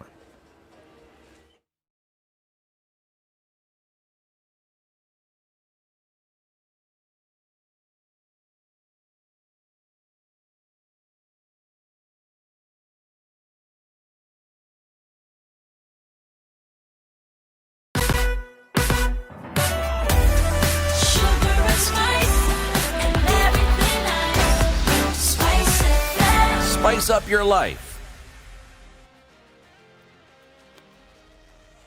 The latest news from around the world. Good morning, 94.4 Spice FM. The government has declared a dusk to dawn curfew in 3 North Rift counties of Elgeyo Marakwet, Baringo and West Pokot following a spate of bandit attacks that have claimed thousands of lives. In a Gazette notice dated June 3rd, Interior Cabinet Secretary Fred Matiang'i said the curfew shall apply during the hours of 6 p.m. in the evening and 6 a.m. in the morning, with effect from June 4th. The curfew effectively locks up 5 of the 20 wards in Elgeyo Marakwet as government renewed efforts to tackle banditry in Kerio Valley, an 80-kilometer by 10-kilometer wide area between Tugen Hills and the Elgeyo escarpment. The Independent Electoral Boundaries Commission has pushed the gazettement of the voters register to 20th of June to rectify existing anomalies. Iebc chairperson Ofula Chebukati says the anomalies were discovered during an audit by the KPMG. The commission is scheduled to receive the final audit report on 16th of June 2022 and thereafter engage stakeholders on the final register of voters on the 17th of June. The commission says before the register is published, it has to be cleaned. 164,269 registered voters with voter records which have invalid documentation, IDs and passports. These are documents of identification which are not recognized as per the Kenyan records. And these issues must be addressed prior to certification and publication of the register. The government has launched a digital literacy program targeting 20 million people across the country. According to ICT Cabinet Secretary Joe Musharu, the program, which is the first coding syllabus in Kenya, will be taught in primary and secondary schools where 24,000 centers are expected to be opened to register those who will be trained. Speaking in Nairobi during the launch in conjunction with Congress Africa, CS Musharu underscored the importance of digital literacy, saying it would complement many of the government's pilot programs. And the National Police Service and the National Transport and Safety Authority will conduct a joint agency crackdown on non-compliant vehicles across the country. Police spokesperson Bruno Shioso says the crackdown will also target motorists who are violating the traffic and related laws. The directive comes amid growing concerns on the rising cases of road accidents in the country recently and the high numbers of casualties as a result of accidents. Over 2,000 youth from Kajiado Central Sub-County have benefited from the National Hygiene and Sanitation Program, popularly known as Kazim Dani. The Kazim Dani program will run for 3 months. We'll see a total of 2,067 youth from Kajiado Central recruited to undertake manual work within Kajiado Town and its environs. Speaking during the launch of the third phase, Kajiado Central Deputy County Commissioner Harun Kamau said the program, which began in 2020, was conceived by the government to cushion the youth against the effects of COVID-19 pandemic. To safeguard farmers and traders from exploitative businessmen and to increase their on-source revenue, the Tana River County government is constructing 2 weighbridges and markets at a cost of 120 million shillings. The Department of Trade is planning to utilize the money to revive the Barua and Bura market and construct new markets in Madogo and Kipini and also do weighbridges. These as the program sets to achieve weighbridges to protect and safeguard the interests of Tana River farmers who have been exploited over the years by unscrupulous middlemen. Now, African countries have been called upon to prioritize infrastructure development even as they advocate free intercontinental trade through African Continental Free Trade Agreement framework. Tanzania's Minister for Foreign Affairs and East African Cooperation, Liberata Mulamula, said that the interconnectivity across Africa is crucial if the continent is to exploit its vast potential for industrialization, trade and investment. Mulamula observed that air tickets across the continent are not cheap due to lack of adequate competition among existing national and private airlines, adding that it is far much cheaper to travel to destinations outside Africa than those within the continent. This is Newswire. I'm Dennis Aseto. Good morning.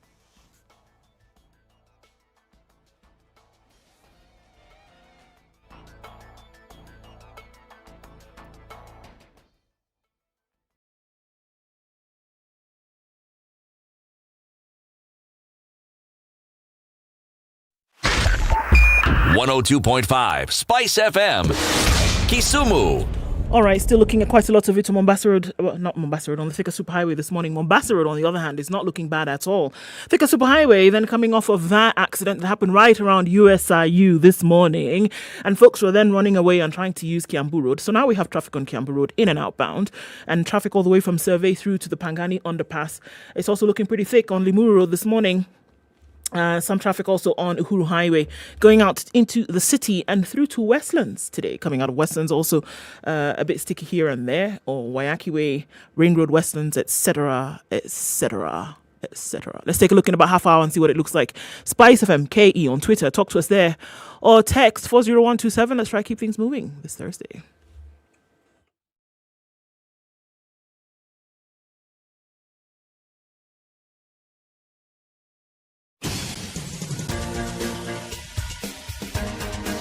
This is The Situation Room, the home of hard-hitting political commentary and penetrating insights about the state of the nation. This is a talk radio experience like no other. The Situation Room, a place for hard truths, debates, and elevated conversations. The Situation Room, witty, political, engaging, deep, controversial. In the room, we have C.T. Muga, researcher, academic, seasoned political observer, a fountain of wisdom in these politically uncertain times. Ndu Okoh, Nigerian by birth, Kenyan by choice, communications expert, Pan-Africanist, a truth seeker and believer in people power, and Eric Latiff, agent provocateur, the man in the chair, seasoned journalist, news hound, a man who believes in punching up, not down.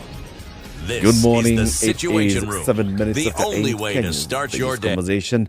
It continues into the third hour. Welcome to Thursday. If you're just joining us, if you're just tuning in, we are live on KTN Home around the country. We are also broadcasting to the world.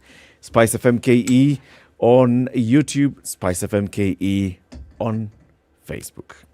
In addition to being on Spice FM everywhere in the world. So yesterday there's a gentleman called Alois Rieko who went onto Facebook, right? And he was asking, is there a radio station in this country that holds meaningful conversations in their morning show? I mean, is there nothing other than troubled relationships, sex, betting ads, shambolic land deals that can air on these stations in the morning? I know I have an option of changing the channels, but how do I do this when I'm in a matatu? And people helped him. Many people helped. They told him, okay, you know what? Just tell the matatu driver to switch on to Spice FM.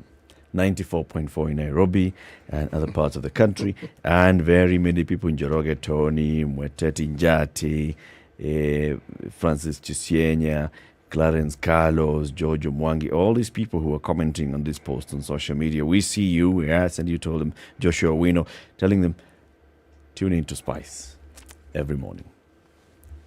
It's not like those ones. Including our friend from Nyeri. What's his name? The usual traveler. Ed. Of course. Brother Ed. Ed was also among them. Says, yeah, he's among those. And if our friend tunes in this morning, Ed will serve him tea. Ed is ready with tea for you, Alois Rieko. You will get that. Welcome to the conversation. We have a new guest in the studio, Kenneth Yamamu, who wants to be the next governor of Nairobi City County. Before we welcome and introduce him, let's hear the day's proverb. CT? I want you to pay attention because we're going to ask you what you think of the proverb. She is as undecided as an orphan. If she does not wash her hands, she will be told she is a dirty child. If she washes her hands, she will be told she is wasting water. This is a proverb from Madagascar. The Gambia. No. Madagascar. Madagascar is East Africa. Gambia is Northwest South Africa. Wow. Is it not today when you West Africa talking about that place? No, me darling. We had somebody who was tuned in from the Gambia. The Gambia. Musikia baba. Okay. So, she is as undecided as an orphan. Uh-huh. When she does not wash her hands, she's told she's a dirty child because she doesn't wash her hands. Right. Now, on the other hand, when she washes her hands, she's told she's wasting water. Kenneth Yamamu. Yes. Good morning. Good morning. Welcome to the hot seat of Kenya's biggest conversation. What do you read from that proverb? Kalonzo Musyoka. La. Well, all right then. Gloves off. Let's Why? go. Why though? Undecided. Oh? Undecided? That was the first phrase, right? Undecided. Yeah, she is like an undecided. She's as undecided as an orphan. Yes. Mm-hmm. And then, what was the second part? If she does not wash her hands, she will be told she's a dirty child. Mm-hmm. She washes her Watermelon. hands. She will be. If she washes her hands, she will be told she is wasting water. No, umekuja na fujo. I like Kalonzo, by the way. I like Kalonzo a lot. So what do you say about the people you don't like? I love Kalonzo. Kenneth Nyamwamu, you want to be governor of Nairobi City County. Yes. And we want to understand why. So I personally said this. I have seen these billboards, Kenneth Nyamwamu for Nairobi governor. And I was like, I've never heard of this man. I haven't seen him anywhere. And it would be nice to actually hear what he says and why he wants to be governor. So, Kenneth, welcome to Kenya's biggest conversation. Thank you. Occupying the hot seat of the biggest conversation. First, start by telling us, who's Kenneth? Well, Kenneth Nyamwamu is a data analyst by profession. I'm a data analyst. I'm also a registered nurse by profession. And I'm also a computer scientist by profession. I'm also a businessman. And that's professionally, but, I come from Kisii. I grew up in Eastlands in Nairobi. I played here in the city. I love Nairobi. And I had gone out of the country for a little bit. I did my studies out of the country for quite a while. Then I came back. Where did you study? Studied in the United States. Okay. So how many years have you been out there living and 20 studying? years. 20 years. And then also worked there as well? I worked there. I worked there as a data analyst. I've worked there as a program analyst. And I've also worked as a nurse in the US too. Yes. When did you come back to Kenya? I came back last year. I always come every year to visit. I have projects here. I have property here. I have people that, I pay their school fees for. So I come every year. But to campaign, I started my campaign last year. Have you relocated? Or do you still have interest in the U.S.? Your family is there? Well, my family is still there. I'll say that. My family is still there. My business is still there. But we'll see where this goes, Most probably I relocate and be living more here and just go to see my family and my business over there. Yeah. So why politics? Well, to be part of change, to effect change, you have to be part of that process. And that was the reason why I decided to run for governor. I feel, Nairobi has been shortchanged. The people of Nairobi have been shortchanged when it comes to leadership. And I come in with a breath of fresh air. I come in with the alternative so that people don't feel they gotta choose between two evils, so as to speak. There's always another choice, and that choice is Kenneth Yamamu. Third evil. Not a third evil. What do they say? Mi ni mweupe kama pamba, sijachafuliwa. So obviously you've been crunching the numbers. Yes. Right? Yes. So what seems imbalanced in the city that needs some help as far as you're concerned? Everybody comes in saying, well, I want to do almost a catastrophic change of the city. I want to make sure that that. Obviously, there's a science to the work that you've been doing for the last 20 years. And that everything that you've done, you've applied the science to it. That goes without saying. Yes. Do you think that same formulas can be applied to the city to be able to bring about this coveted change that everybody is after? Yeah, Nairobi just needs people who are genuine. People who are genuine to effect change in Nairobi. I've lived in this city. I know the problems that I left. I see the same problems here. And the leadership comes and goes. A lot of them, for example, let me talk briefly about the alternatives. We have Sakaja. He's been there for 10 years in the Senate. He was supposed to be... 5 in the Senate, 5 in the National Assembly. 5 in the National Assembly. Yeah. Wasn't he nominated? In the National Assembly, yes. Yeah, okay. So he's been there 5 years. Nothing. And then he got the quit on Nairobians. He quit on Nairobians because, of what happened. But Nairobi is a town of resiliency. People, even with their problems, they still put a smile on their face. They go to work every morning. They are laughing. You see somebody laughing, you don't know what he's going through. That's the epitome of resiliency. But people like, he got there was a small thing, and he quit. Now he wants to be governor. So it's not that kind of leadership that Nairobi needs. Somebody who understands Nairobi, who's lived in Nairobi, who's in tune with the people, and wants to effect change in Nairobi. But you haven't lived in Nairobi for 20 years. I lived here. I played in this city. I lived in Eastlands for quite a number of times, quite a number of years. It's the same problem. Congestions, they were in the 90s, they are still there.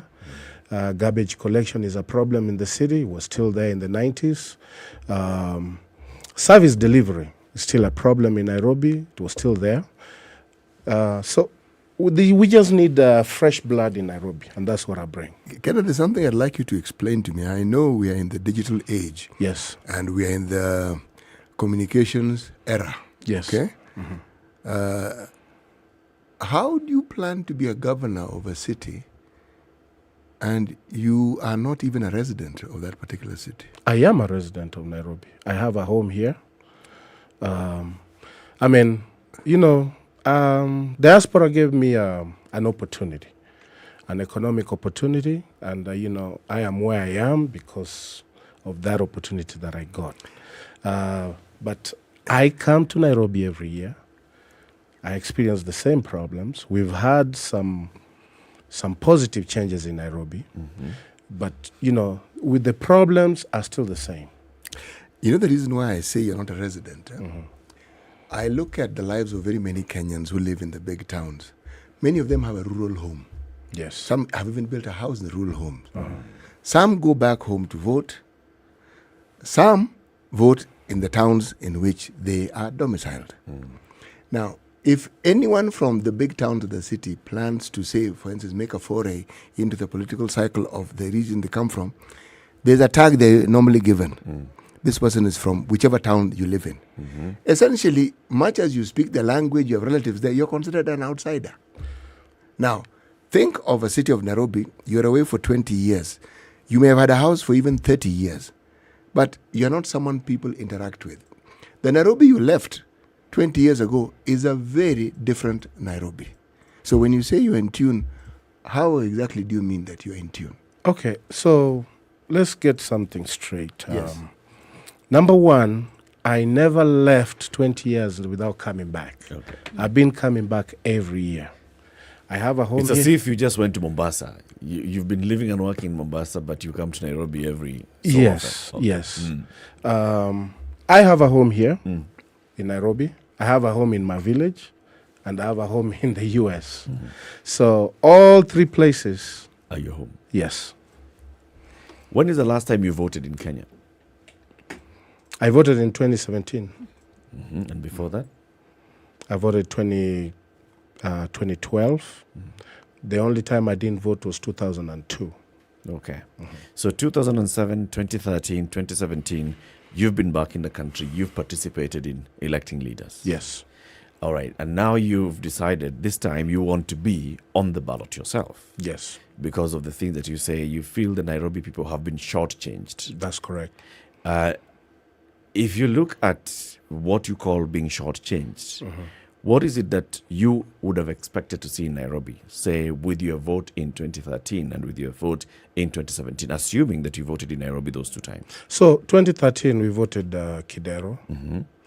It was a day of excitement, I must say.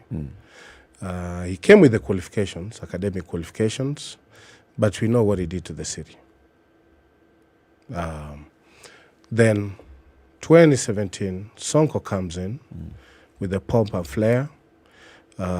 He's in tune with everybody, but no educational qualifications. Doesn't know how to run a city.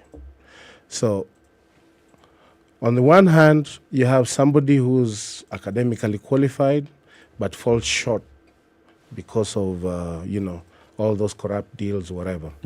On the other hand, you have somebody who's in tune with the people, but shortfalls on the managerial skills. So I felt Nairobi needed somebody who has both. You just can't be in tune with the people without managerial skills. Neither can you have managerial skills, but then, you are tainted in terms of corruption. So I come with that package, the package that contains both.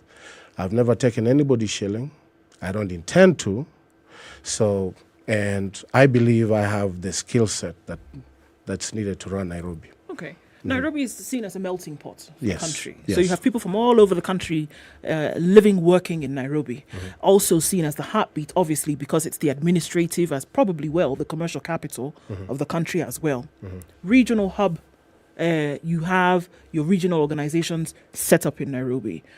Big brother city of the region as well. So many things happening at the same time in the city. But then there's a beat about the city as well, that for many they say, if your heartbeat is not in rhyme with the people of the city, then probably going to have a problem leading it. Would you say that you know this city well enough, that you're in tune with the people well enough to know what their needs are and what the city as a whole then requires for it to function properly? Oh, yes. I mean, I can confidently say, I have a scholarship fund that has funded over 100 students here in this city. Right now, maybe because you said you haven't heard of me, but I have been going to informal sectors, and we have a feeding program in all the informal sectors that we go around, because, because of the economic background, they need a little boost. So we've been doing that in those informal sectors. And I had a soccer tournament in Makadara that I sponsored. So, I mean, I'm in tune with the youth. I'm in tune with what the problems of the city are, both in the informal sectors and the other regions. Nairobi is not new to me. Yeah, I just have a different address code, but Nairobi is not new to me. Your civic commitment and interest, I find it admirable that you didn't forget where you came from when you went abroad. And That's correct. You have ensured that whatever you're blessed with, you ensure that you share it with others. On a scale of 1 to 10, 9. Thank you. In my school book, that is 9 because it's commendable. Many people don't do what you do. Now, if I'm going to get granular, I'm going to ask this question. From what you have said, you understand the city. One of the things that has been said about Nairobi is that it is a financial hub, and it is also has the potential of doing things that nobody has ever seen financially. If you were to be elected governor, what plan do you have in place to ensure that Nairobi realizes the financial might that people say it actually has? So the biggest thing in my manifesto is to make Nairobi business friendly. That's number one. I want to make this city business friendly so that we can attract investments to Nairobi, have our businesses work without any form of harassment, eliminate all forms of harassment on our business community so that the businesses can thrive, promote businesses to thrive, bring all the manufacturing companies so that, they can create jobs. That's number one. Number two, I want this city to embrace analytics so that it can become a smart city. By that I mean we use smart solutions. So we use analytics to solve problems. If it's congestion, which roads are more congested? What time? What can we do? What are some of the... You see, so we're using analytics to solve these problems. And we can do that. A lot of people say, those are things from abroad. Those are solutions from abroad. But we can do that. We have the expressway. Give us an example of how you'd use analytics, for example, to decongest the city. So there's programs. There's computer programs like R, Spark. So you take the data, find out exactly where those congestions are. It will give you those spots. And then from there, when you run that into those that software, it will give you possible solutions that you can do. It will tell you, if it's congested over here, why don't we? There's solutions you can put in place. For example, let's not have motorbikes pass here at a certain time. Let's have vehicles of this weight at a certain time, so that you decongest that area. Another thing you can do is find out. Right now the solution that's there is just expanding roads, but we can do more than that. Change time schedules, like the time people come to work. Let some people report at 8 in the morning, some report at 11, some come at 12, that kind of stuff. So that's analytics, but it's going to be based on whatever data you get. But how do you then implement some of these things? So the software may tell you, let's reduce the number of people who are coming to work at the same time in the morning. But then that is at a different level altogether. There are those who are going to work for the national government. There are those who will be coming to work for you at the county level. There are those who will be working for private business. There are those who will be running their own business. How do you tell people you are not allowed to come to the city if you are... No. I'm not saying don't allow people to come. What I'm saying is... People with a nose 3 inches wide. Come on Tuesday. No. What I'm saying is this. Let's find solution. For example, we can have people come in at 8. Some come at 9. Those are things people have done. There's other countries that have implemented the 4-day work week, whether you work for 10 hours but for 4 days. Can do that. Can have other guys come 5 days, other guys come 10 days, other guys come 3 days, 12-hour shifts. So it's just going to be a policy thing that all the stakeholders have to sit down and say, this will work here, this will work here, this might not work here. It's not going to be one shoe fits all kind of a deal. Okay. Using your expertise basically to run the city. Yes. Let's continue that conversation after this quick break. 29 minutes after 8. This is the Situation Room on SpiceFM, on KTN Home, on Facebook, on YouTube. Your hosts, Eric Latiff, Ndu Okoh, CT Muga. Our guest for this hour, Kenneth Yamamu. He is a candidate for the Nairobi gubernatorial race. He's here to tell us, all right, the alternative voices that we are hearing in this particular gubernatorial race. And it's important that we have this conversation. So far, we've hosted, you're the 4th or 5th Nairobi gubernatorial candidate that we're hosting on this show. Why do we do this? Because Nairobi is important. And Nairobi is the only one where we have seen 4 people swearing, taking oath of office as governor. 4. It's the capital of the country. Joking. We've got to get it right this time. Tackling you about Istiqbal, istiqbalkenya.com. Go to payment option page, chat with sales representative who will guide you on all the processes of getting high quality furniture. With how many years experience, City? There are many. 60. Yeah. It's a Turkish company. They have been doing this for very many years. They've got the expertise. They are in the country. They're selling furniture. They have showrooms on Mombasa Road, at Village Market, in Nakuru at Westside Mall. And they're saying, if you'd like, you can actually even purchase online. istiqbalkenya.com, and they can do free delivery within Nairobi and Mombasa. 0790 55 1155.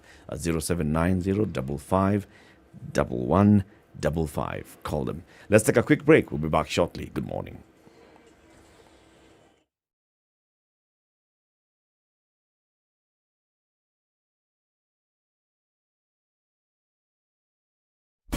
Classic soul, R&B, smooth jazz, neo soul, and nostalgic ballads. Make some noise. Yeah. You're listening to Spice FM.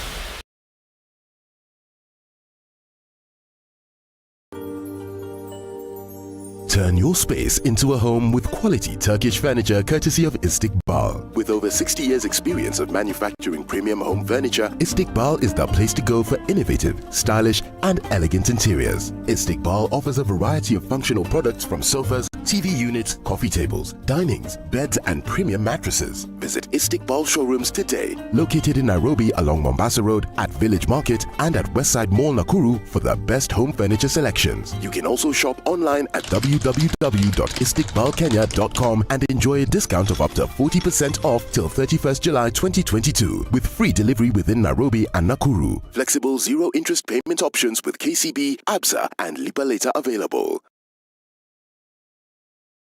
Feel the roar! KCB is bringing you the World Rally Championship on the 23rd to the 26th of June this year. Tune in to Jimmy Gatho Live to find out more about it and how KCB has made it possible for you to enjoy all the action.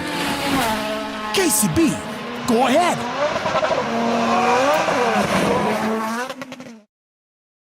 Hey, have you heard about Mbuzi24.com? Mbuzi what? No! What is it? Mbuzi24.com delivers farm fresh products such as meat, cheese, eggs, herbs, and more straight to your door. Fresh and reasonably priced. And imagine 16 degrees in Nairobi this morning, highs of 24 and lows of 14. It's mostly cloudy at 15 in Nakuru. We'll see highs of 22 and we'll see highs of 23 in a sunny Nyeri at 15 currently. It's 14 and mostly cloudy in Eldoret, highs of 22 and lows of 11 today. Raining in Mombasa at 25, highs of 29 and lows of 23. And Malindi, rain showers continue at 26, going to highs of 29. The rain is also coming down in Kisumu at 20, highs of 27 and lows of 18. And we're looking at mostly cloudy conditions at 20 in Kakamega with highs of 25 and lows of 15. All right, mostly cloudy conditions in Kampala at 19, highs of 25. We'll see highs of 31 in Dar es Salaam, where it's mostly sunny at 24. 10 degrees and sunny in Johannesburg, highs of 19 and lows of 6. And in Lagos, it's mostly clear at 27, highs of 31 and lows of 25. And at 21, Kinshasa is sunny. It'll go to highs of 31 and lows of 20.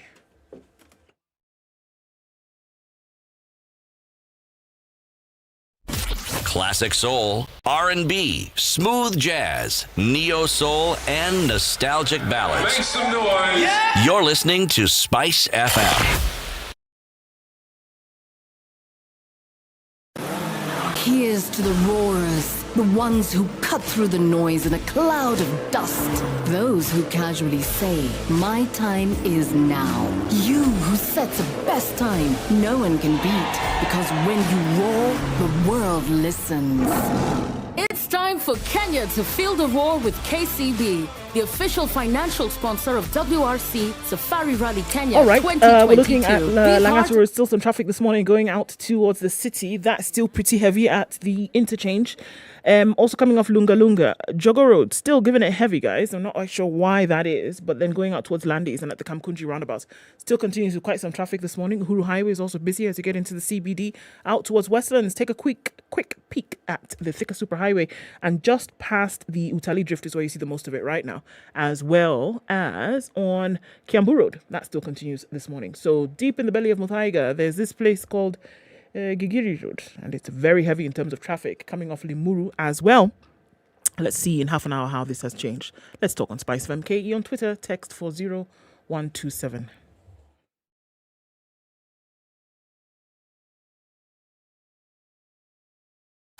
Are you ready?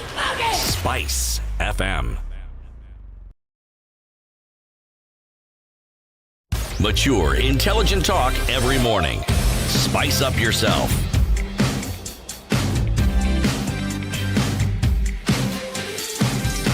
26 minutes to 9. Mornings Conversation done continues. right. This is the Situation Room on SpiceFM, on KTN Home, on YouTube and on Facebook. Our guest this hour, Kenneth Yamamu, who is a gubernatorial candidate for Nairobi City County. Kenneth, what's your party? It's called UPA, United Progressive Alliance. Okay. Yes. When did you join this party? I joined it last year.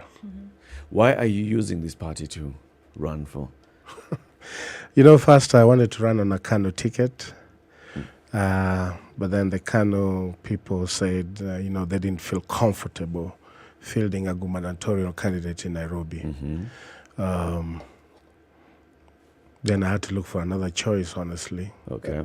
And it was a new party. I knew, I've been an ODM member all along, but I knew ODM was going to be a slug fight. And I wasn't ready for that. So I ended up in UPA. So is UPA affiliated to any of the two major coalitions? Yes, UPA is in Simeo. Okay. Yes. So the governance of Nairobi, like Yes. we've said, I mean, we've seen Dr. Evans Kidero finished his term. Mike Sonko was impeached. The then Speaker of the County Assembly was sworn in as governor in an interim basis.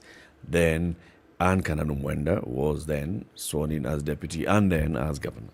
Now she's governor. And then we have the Nairobi Metropolitan Service, which is performing some functions of the county. What's your view on the NMS? Basically, I don't like it. The interaction between the county government of Nairobi and the national government. I don't like the issue of NMS running affairs in the county. That's not the way our democracy was set up. We're supposed to be by the people, for the people. That's how we're set up. But given the circumstances that were there, and I don't know, personally I would have preferred they take all the functions. They just took part of the functions. So, and they've delivered. They've worked, they've built some hospitals, they've built some health centers. So, on the aspect of working, they've worked. But the way our democracy was set up, that's not the way our democracy was set up. So it should be by the people, for the people. Okay. Yes. So if you became governor, yes, how would your government of the city, county of Nairobi engage and interact with the national government? I mean, we have to be in constant communication because, even in this county, there's certain aspects of functions that haven't been devolved that belong to the national government. So for our city to run smoothly, there has to be kind of that communication with the national government. We might even also ask for help in other areas where we need help. So there will be constant communication with the national government. Okay. What if, everybody gives us 100-day score, what they will say that they're going to do. We've seen some really radical promises in terms of what's going to be done in Nairobi. If you were to say the three things which you think needs rapt attention right now, what would you put your attention on? I mean, I've heard you say a couple of things this morning, which is maybe where you're talking about the garbage issue is still the same, no water. But what do you think is important to get working in the city then that would now have a domino effect on the rest of the city's development? My key issue is to make Nairobi business friendly. So the way I want to do it is to reduce all business licenses by 50%. That's number one. Number two, I want to eliminate all forms of harassment on the business community. How? Like the Kanjo people whisking women away, that will stop in my administration. I think it's barbaric. So hawkers can operate however, whenever, wherever? No. We are going to set rules where, we provide them an alternative where they can do their hawking, because we need to provide them an alternative where they can do their hawking. What I don't like is the criminalization of people making a living. I don't like that. So I don't even know why the city council has an arrest. I don't even know why they arrest people. That was a colonial era thing that should have been abolished a long time ago. So that's 2. 3 will improve service delivery in terms of garbage collection. Sewerage will improve the sewerage system flow. Areas where they don't have the sewage systems, we'll see them built. And there's also this issue of water that has been diverted by cartels. The city council water goes into those tanks and they sell to people. That water needs to go to the residences, originally how it was set up. So those are some of the things that I want to implement to begin with in the first 100 days. Okay, you've mentioned that you will have the business licenses. Yes. How will you then run the city? Because right now we are told that collections make up the revenue in large part for the city. In order to do other things, collections then make up a large percentage of the funding that comes into the city. So if we're having, and this comes from licenses, right? So if this is being halved, then where then would you get funds, or from what activities would you get funds to essentially run the city? So a couple of things. Nairobi City Council loses billions in corruption deals. So the money comes, but it's diverted somewhere else. And the taxpayer is given the burden. So why don't we have these licenses by 50%? The business gets the relief he needs. He can run his business okay. And we'll work with the amount of revenue that we are getting, because we are charging this big amount of money, but it's going to different pockets that's intended to. So what's the use of us charging that a large amount of money? That's number 1. Number 2, if you check the businesses in Nairobi, the only time they pay those licenses is when they are starting a business. As they continue running, it gets harder and harder for people to pay them because they are exorbitant. So if we cut it by half, instead of reducing it, from an outside looking in, it looks like we are going to reduce the revenue. In fact, we'll increase the revenue because the pool will be enlarged. That's my argument. The business gets the relief. We get a lot of people actually paying, and then we have this revenue that we can run the city. Essentially, you're saying that you're working on compliance.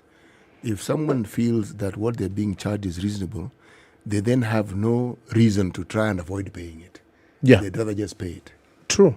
Okay. Would you rather be, because these people get harassed by these compliance officers all the time, and then they are bribing them all the time. It eats into the business.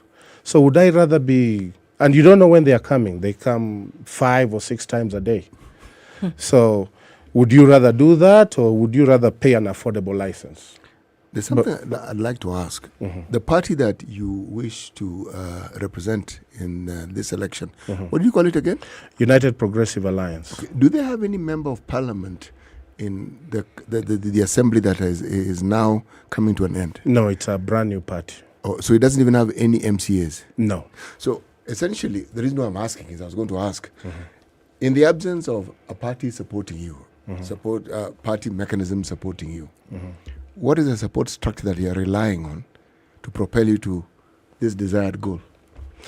Well, politics is an issue of interest. So if you lack numbers, you have to talk across the aisle. So I'm relying to talk to everybody across the aisle. If I want to run my programs and X is opposed to them, we are going to talk. I'm going to reach out to him and ask him, sir or madam, what is it why are you reluctant in supporting my proposals? What is it? And they'll say A, B, C, D. What is it that we can do, or where can we meet halfway? So I'm going to be reaching across the aisle to talk to people across the aisle. I won't rely on my numbers. I'll talk to people. And even if you have numbers, you can be impeached. Yes, you can. Yes, you can. I ask this question because if I look at a seat such as the one that you wish to vie for, those who have stood a chance, not necessarily one, but stood a good chance, is because they've had some huge party, big party, which already has numbers in its ranks supporting them. Numbers at the level of MCA, numbers at the level of MP. And these numbers of individuals who are already elected represent people. So there's a groundswell. Now, I'm trying to, because your position sounds to me like one that is not very different from an independent candidate. That's true. Yes. But if we recall, Sonko was impeached. They had numbers, but he still got impeached. He did. Yeah, Waititu was impeached. They had numbers in the assembly. They did. But he still got impeached. Yes. So I think the biggest thing is how you communicate. If you earn the respect of your peers, and even though you do not see eye to eye, but you earn the respect of your peers, they will listen to you, even though they fight you, but they have that respect that they have for you. Okay. Now let me ask you the second question. There are those who argue, I don't have the figures, so I'm not really certain what it is, but I am told that running for a seat such as the one that you're running for requires hundreds of millions of Kenya shillings, at a minimum. How do you hope to fund your campaign? Right now, I'm just funding it. I had saved some money from my business, and whatever little I had, that's what I'm running my campaign with.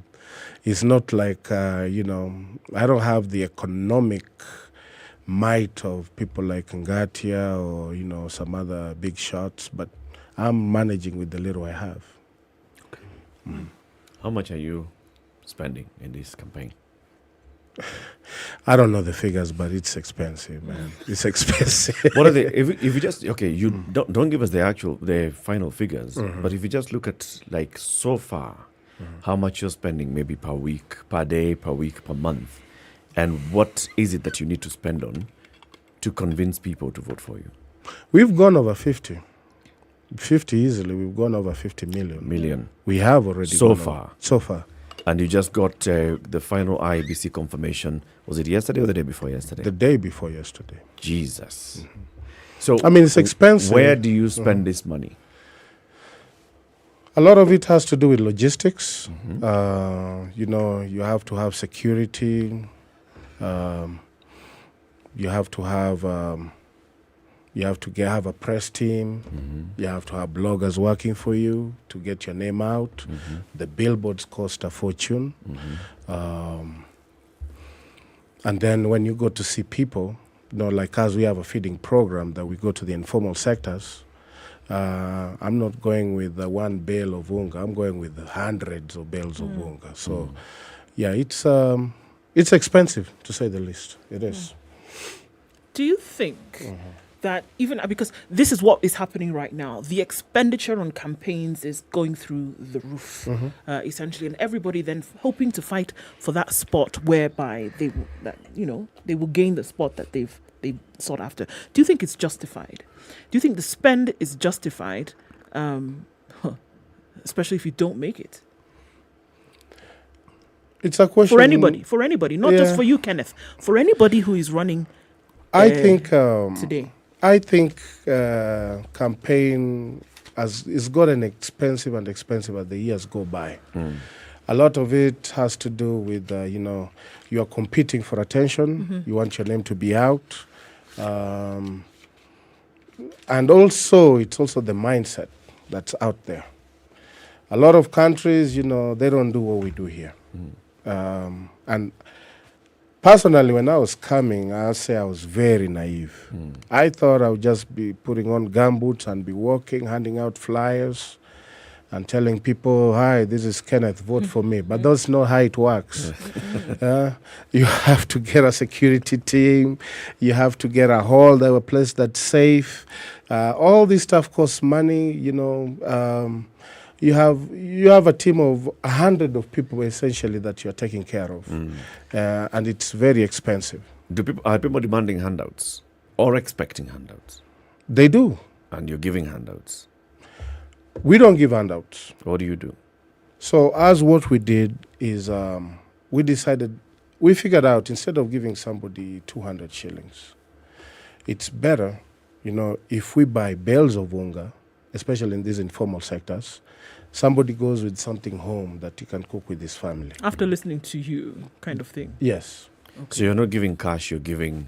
No, I'm giving unga. Unga. Yes. For everybody, people who've come to your meetings. Yes.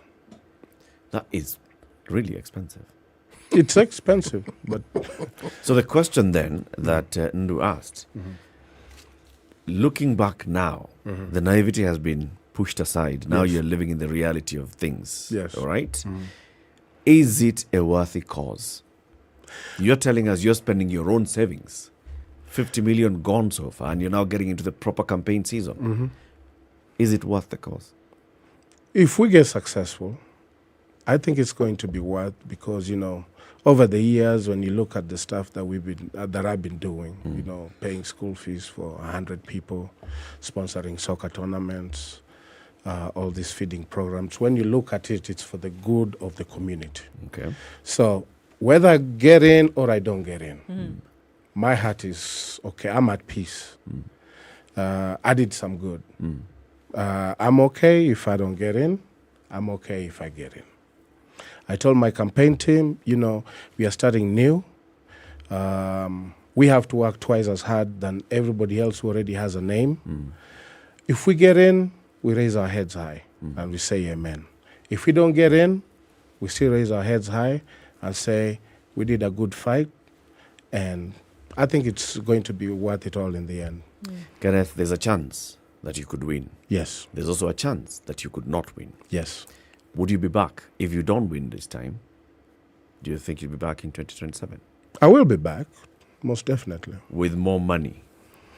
The money, it will be this. I hope it doesn't go up. Then it probably will, actually. 5 years from now, it's probably going to be more than where we are now. But see, the thing is, I didn't come from a strong economic background, so as to speak. My dad was a teacher. And, I struggled when I first came to Nairobi economically. But I've been blessed, and if what I've been blessed with I share to the people of Nairobi, so be it. What is this that you do that is able to actually afford you 100 million shillings lose in savings that you want to spend in a campaign, and you say, well, even if I don't succeed, or even if I succeed in 5 years' time, I'll mobilize another 100 million shillings and come and spend in a campaign? So I have a staffing agency in the U.S. I staff hospitals that are understaffed. Right now I have a contract with 26 hospitals that I sign contracts with, and I have staff that work there. That was able to give me good revenue for. It's something that I've been doing for a while now. Okay. It's not something that started last year or something that I've been doing for a while. And when that threshold reached, I said, I'm gonna go try my hand in the gubernatorial race. What was the thing that made you leave Nairobi? Okay, because you said you didn't leave. You've just, What was the thing that made you take furlough from Nairobi and then come back every now and then? So I used to play sports. I came to Nairobi in 93. I came as I was employed by Serving of Kenya in Ruaraka. So, but then I got into sports. I was still a young guy. I used to play across the sports clubs across the road. What sports? I played basketball. I played taekwondo. I played field hockey. And they were all at a high level. So, but because of my sporting ability, Kenya Commercial Bank offered me, because I used to play for their club, so they offered me a job. So played for maybe 5 years in KCB. And then an opportunity came in the form of a scholarship to go to the US. So that's how I left. Yeah.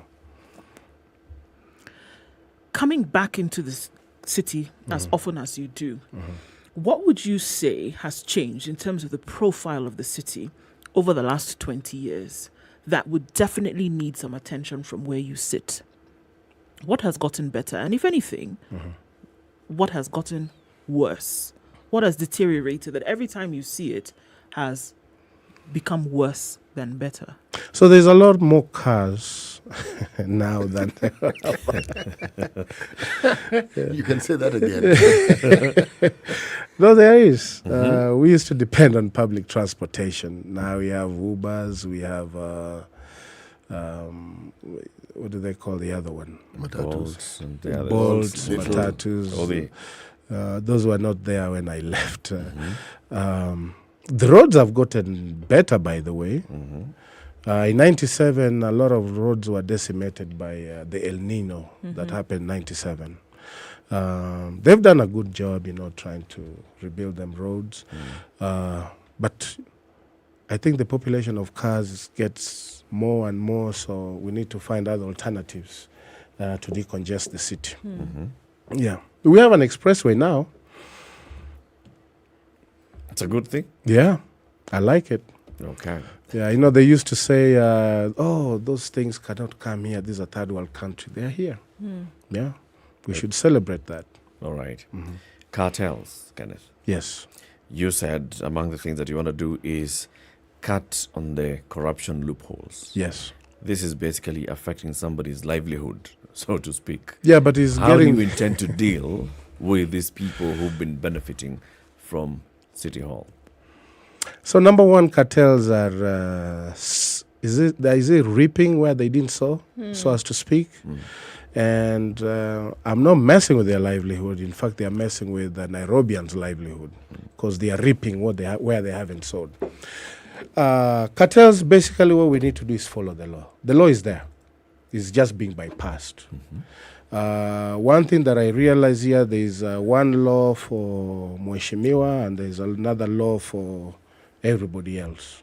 And that's what has really, really messed us up. Like, for example, these water systems that have been diverted, we form a commission, go find out why is there no water in pipeline estate? Where did those pipes go? These pipes, we can trace them up to here, and then from here, okay, so let's get those pipes back to pipeline estate. We basically follow the law. The problem is the law was bypassed, and people are looking the other way while somebody is reaping where he never sowed. Social halls. A lot of social halls have been grabbed too. Those are for people to play sports. So our young people are like, hey, Mheshimiwa, talent. The social halls are there. But they are being used for either people are sleeping in them or there are clubs there. That's not what they were designed for. We follow the law. We tell them, hey, look, this is a social hall. It's supposed to be a play for people playing. What are you doing here? How did you get here? Who brought you here? We give you essentially 5 days or 3 days to vacate or face the law. Okay. I'll just take a quick break, Kenneth, then you can come back and give us your closing remarks. But this quick break is so we can say goodbye to the audience on KTN Home who've been following the conversation on TV. The conversation continues on SpiceFM around the country, and also we are live streaming it online. On Facebook, SpiceFM KE is our page, and on YouTube, our channel is SpiceFM KE, 3 minutes to 9.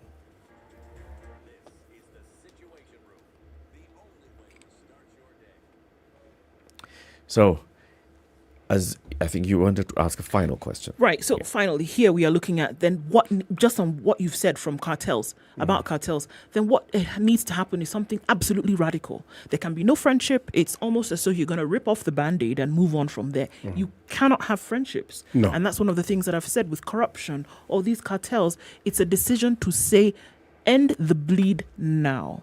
But then that means you would be extremely unpopular. Would you be ready for something like that? I mean, we've seen people, caught the idea of it, but it's not really happened ever. Yeah, when you get war, you also have to be ready for the consequences. A lot of people, they're scared of the consequences. That's why they never touch those hot buttons. But I'll tell you something. If you do something the right way, people might not like it, but they will always respect you for it. They will always respect you for it. That's my mantra, and that's how I live. I would rather be unpopular but do the right thing. I would rather have all my name smeared, but after all is said and done, they can say, hey, you know what? When Kenneth was there, this and this happened. And that's a lasting legacy, whether you are impeached, whether you are unpopular, whether you lose your seat or not. They will always remember you. Kenneth, we thank you very much for joining us today. Thank we you. wish you all the best as you continue campaigning and seeking the vote from Nairobi voters. Thank you. Kenneth Yamamu is a Nairobi gubernatorial candidate under the, what party again? UPA. The UPA party. Keep it here for more conversations coming up. A very good morning to you. 9 a.m.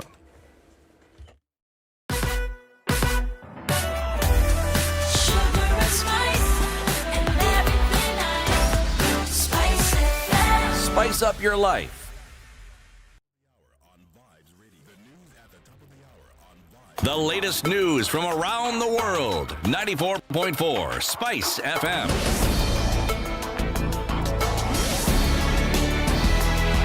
Good morning. Newsline days are settled. President Uhuru Kenyatta has emphasized the need to enhance transport connectivity between Kenya and Barbados to boost the mutually beneficial ties that the two countries enjoy. The president noted that the two countries possessed great potential that could be harnessed for the benefit of the citizens if transport hurdles that are an impediment to trade and interpersonal interactions were addressed. The transport impediments include lack of direct flights to and from the Caribbean nation. President Kenyatta was speaking during a meeting with Barbadian President Sandra Mason, who paid him a courtesy call at State House, Nairobi. The Barbadian leader, who is the first president of the new Republic of Barbados, is on her first official visit to Kenya. Now, Umoja Summit Party presidential aspirant Walter Mongare says that he is still on the campaign trail despite being disqualified by the Independent Electoral Boundaries Commission. In an interview with KTN News, Mongare, who maintains that he is still mobilizing voters, says he was unfairly ousted in the race and his dream to ascend to the top office is still alive. Despite being previously cleared by the Iebc ahead of the August polls on Monday, the Commission's chair, Wafula Chebukati, revoked his nomination, citing a lack of academic qualifications and his failure to present himself to clarify the issue. And Deputy President William Ruto says he will protect and support Mitumba business if elected president, saying it's a source of income for thousands of Kenyans. He said there is no way small enterprises will be brought down by a small group of politicians with selfish interest. He was speaking in Mandera, Elwak and Tabaka towns in Mandera County.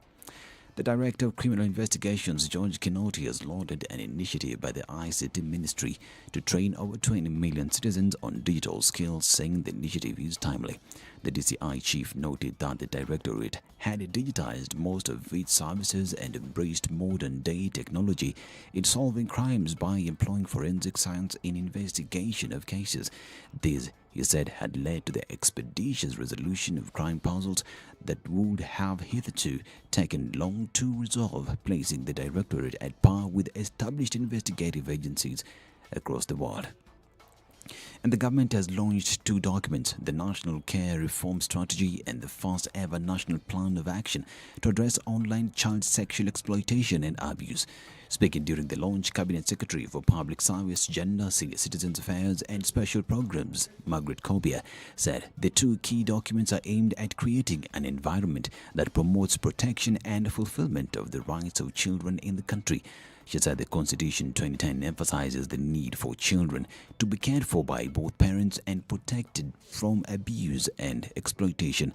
And Article 53 noted that the government, through her ministry, has put in place various steps towards keeping children in families and the community, besides strengthening family-based care, where children's sense of identity and belonging is protected, reducing reliance on institutions.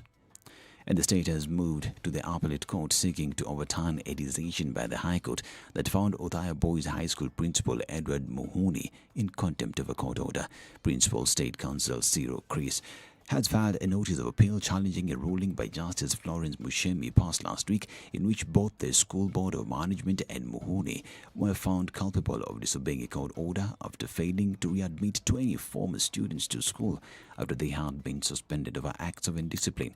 The students, through their lawyer Muhoho Gishimu, had moved to the Nyeri High Court claiming the school had failed to allow the learners back in school even after receiving the order dated March 23rd.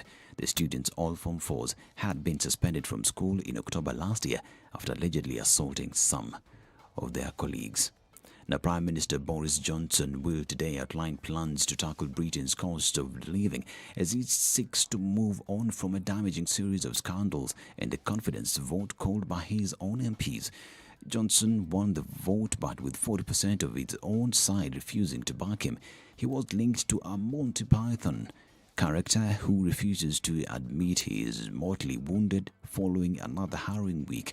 The Conservative leader faced Parliament for the first time since surviving the vote, which commentators said had left his scandal-tainted premiership still in peril. Backers in the House of Commons staged a noisy show of support at his weekly question and answer session, but Tory rebels sitting behind looked glum and laughed along with opposition jibes. This is Newswire. I'm Dennis Alceto. Good morning.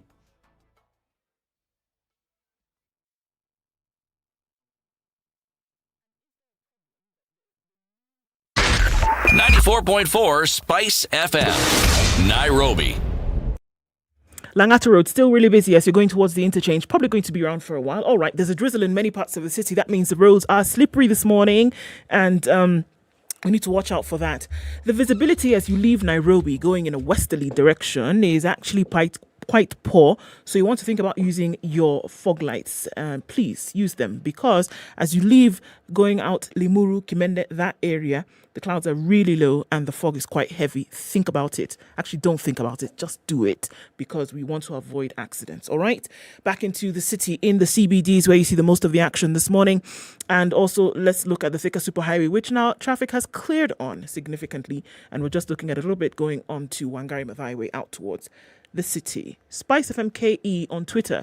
Let's check it out in about half an hour or so and see what it looks like. Talk to us via text on 40127.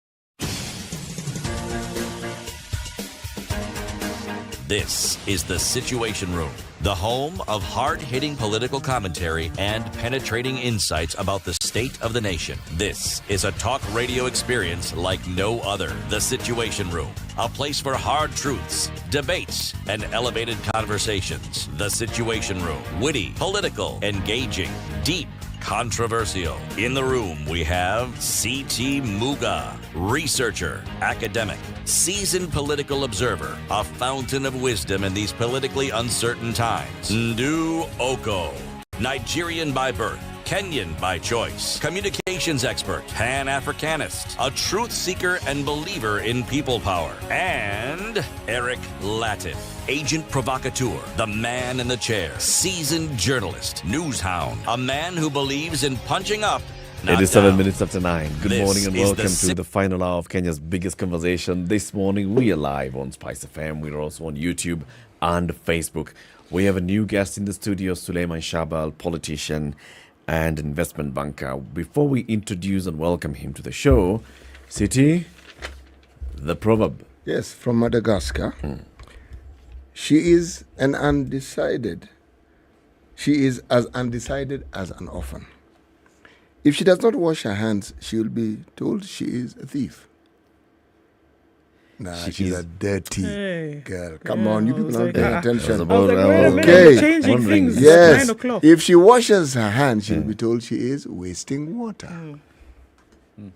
She is as undecided as an orphan. Yes.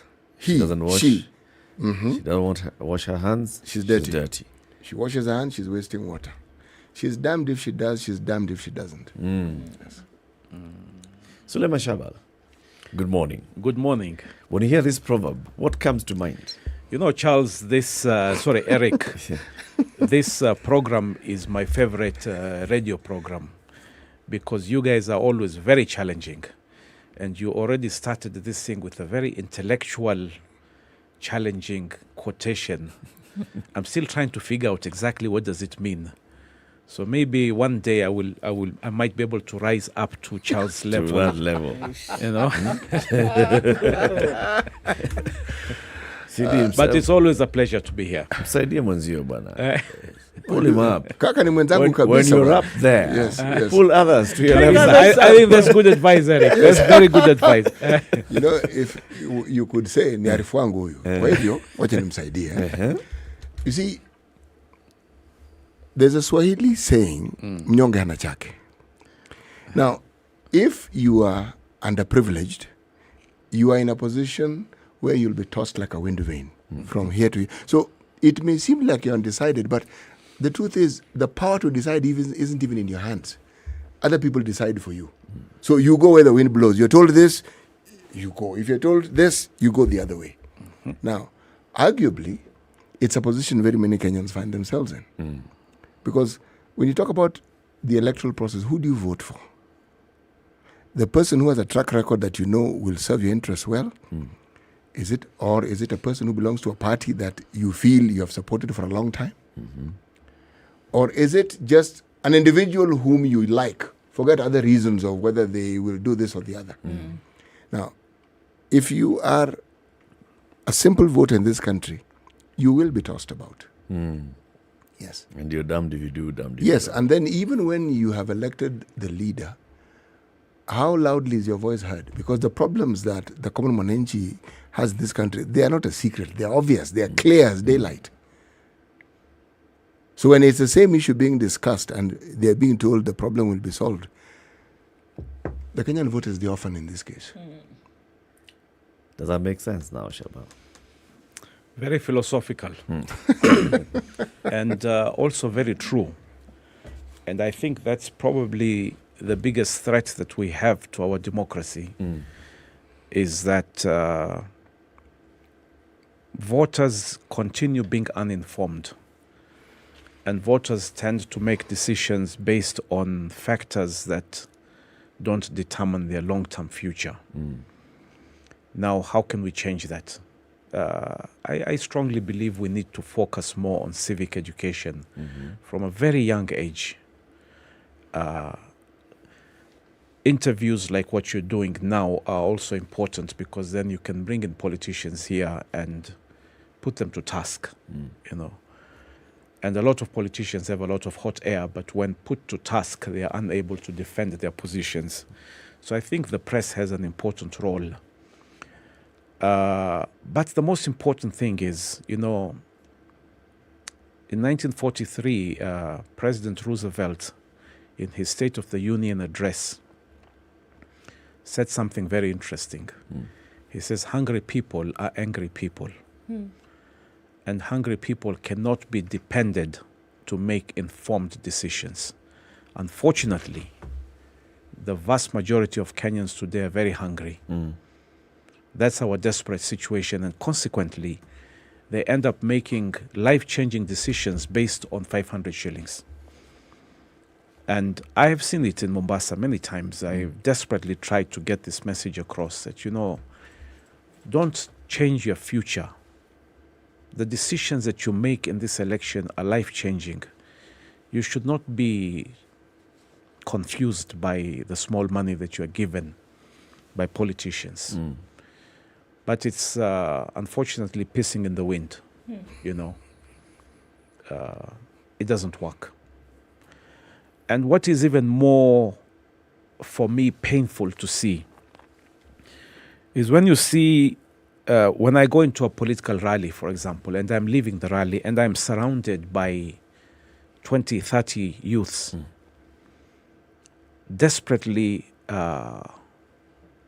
asking for money. And you have to give this money. So you put your hand in your pocket and you come out with a bunch of notes, 100 shilling notes, and you leave them behind. And they're fighting for this money, literally fighting. And my biggest fear is that we'll end up running over one of these guys. But what that tells you is the sheer desperation that we have in Kenya today, that young men will kill each other for 100 shilling note. But to you, that may be 100 shilling note. To him, that 100 shilling note could put that packet of ugali on the table, and that's food for 4 or 5 days. That's how desperate we have become as a nation. It's a lot of food to that person. Exactly. It's only 100 shillings. Exactly. To you. Yes. You've been in politics for a number of years now, right? In 2013, you vied in Mombasa. 2017 again. This time, you had also put your heart in the ring. So you've interacted with politicians. You've had the political conversations with people. And you're seeing the direction that the country has taken since, for the last number of decades. Do you feel... Not a number of decades, but I've been in this game now 11 years. Yeah, but before that... You're making me sound very old. Before that, you were a participant, weren't you? As a voter, as an observer, as a business person. Yes. Yeah, but when you start saying decades, yes, sorry, I cut your stream of thought. You're going somewhere. I've even forgotten where I was going. Maybe that was deliberate. Eric knows exactly where he was going. So, when you look at the place where we are at today, yes, and look at the main campaigns. Okay, you are in Azimio. You are one of those who are very close to the Azimio presidential campaign, and you've also observed what the other presidential campaigns are doing. The other three. Do you feel like we are anywhere close to addressing these challenges that you've highlighted so well? Eric, number one, I'm an optimist. And I will always remain an optimist. And I strongly believe that every election when we change the president is an opportunity for the country to chart a new course. And hopefully the course will be a better course than where we went before. And I have spent a long time with the Right Honorable Raila Odinga. And let me say this not because I'm supporting him, but this is what I honestly believe. I've had an opportunity to interact with Raila and to discuss issues with him on a one-to-one basis. And I am convinced that he means well for the country. I'm convinced that he understands the issues. Remember that Raila has been in all segments of politics. He's been in the opposition side making a lot of noise. He's been in government, so he understands how government works and the shortfalls of government, the problems in government, and the opportunities that government can create. But at the same time, he's also been a businessman. So he understands the challenges of the business community. And when you sit down with him and you discuss his vision for this country, and his aspirations for this country, I am convinced that we're on the right track if we win this thing. Okay? I've also known the Deputy President for some time. And he also has his own vision for the country. But I think we intellectually differ on how the implementation of those changes should happen. And I'm not convinced that in the last 10 years that the Deputy President has been a member of this government, that we have seen the contribution and the changes that we would have liked to see in this country. Now, of course, I've heard many times that, but you see, he was an emasculated Deputy President. I don't buy that. I believe in collective responsibility. If you're a member of the government and you're not happy with the way government is operating, you should have left. But you cannot be part of that government and then blame that government. And this is not, this is not a typical political statement. This, to me, is a statement of fact. If we are partners, you bear responsibility for that government. It's as simple as that. So if I look at the vision that Raila is bringing to this country and the commitment, I'm convinced this man will change this country. We've heard you talk a lot about, about business and trade. You are a business person. And there are several things that, for example, we saw in the Azimio manifesto that are looking at how to make business thrive in Kenya, manufacturing and all.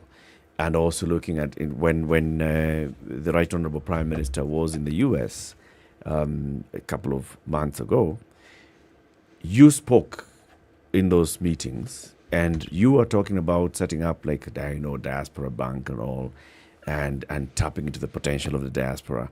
What was this all about? I mean, what is the thinking behind this? You see, business is what drives a country. Now, many people, when they think of business, they just think of the big businesses, but the whole country is a business. Okay. Now, look at the way this country is operating today. If you look at the large businesses, including organizations like the Standard Group, or look at any of these organizations, the huge organizations that you're seeing, these organizations employ thousands of people. So we have an obligation to support and encourage more of these large companies because too many of our youth are unemployed. That's number one. That's the top level of business. Then you come down one level to what we call the SME businesses. What we in Kenya we like to refer as the Juakali sector. The Juakali sector is employing 60% of our Kenyans today. You cannot afford to ignore that 60% segment. So as a government, you need to look at how are these businesses operating and how do we improve them. And some of these changes are very simple. You know, every day I drive on Gong Road. And on my right-hand side, I see all these furniture shops. 30, 40, maybe 100 furniture shops. And the question that comes to my mind every single day is why are we not giving these furniture shops space in the showgrounds right across there, a huge marketing center for them to come and market their furniture there. The whole world would come to buy their furniture. It's not rocket science. Yet we have showgrounds that for a whole year are not being used. Okay? Then go one level lower. If you go to any part of Kenya today, you will see the mama on the street selling. In Mombasa, tunaita viazi vakarai. In Kibera, there's a lady selling her fish. Okay, these small micro businesses are supporting many households today, and that's what's putting food on the table today. We need to support businesses at the top, at the SME, Juakali, and even down at that level. Now, in the US, I was talking to the diaspora, and I had prepared some notes for the Honorable Raila, and then Raila told me, no, you talk about them. Now, I had spent 25 years in the diaspora, and I understand that segment very well. And the diaspora has gone through a metamorphosis over the years.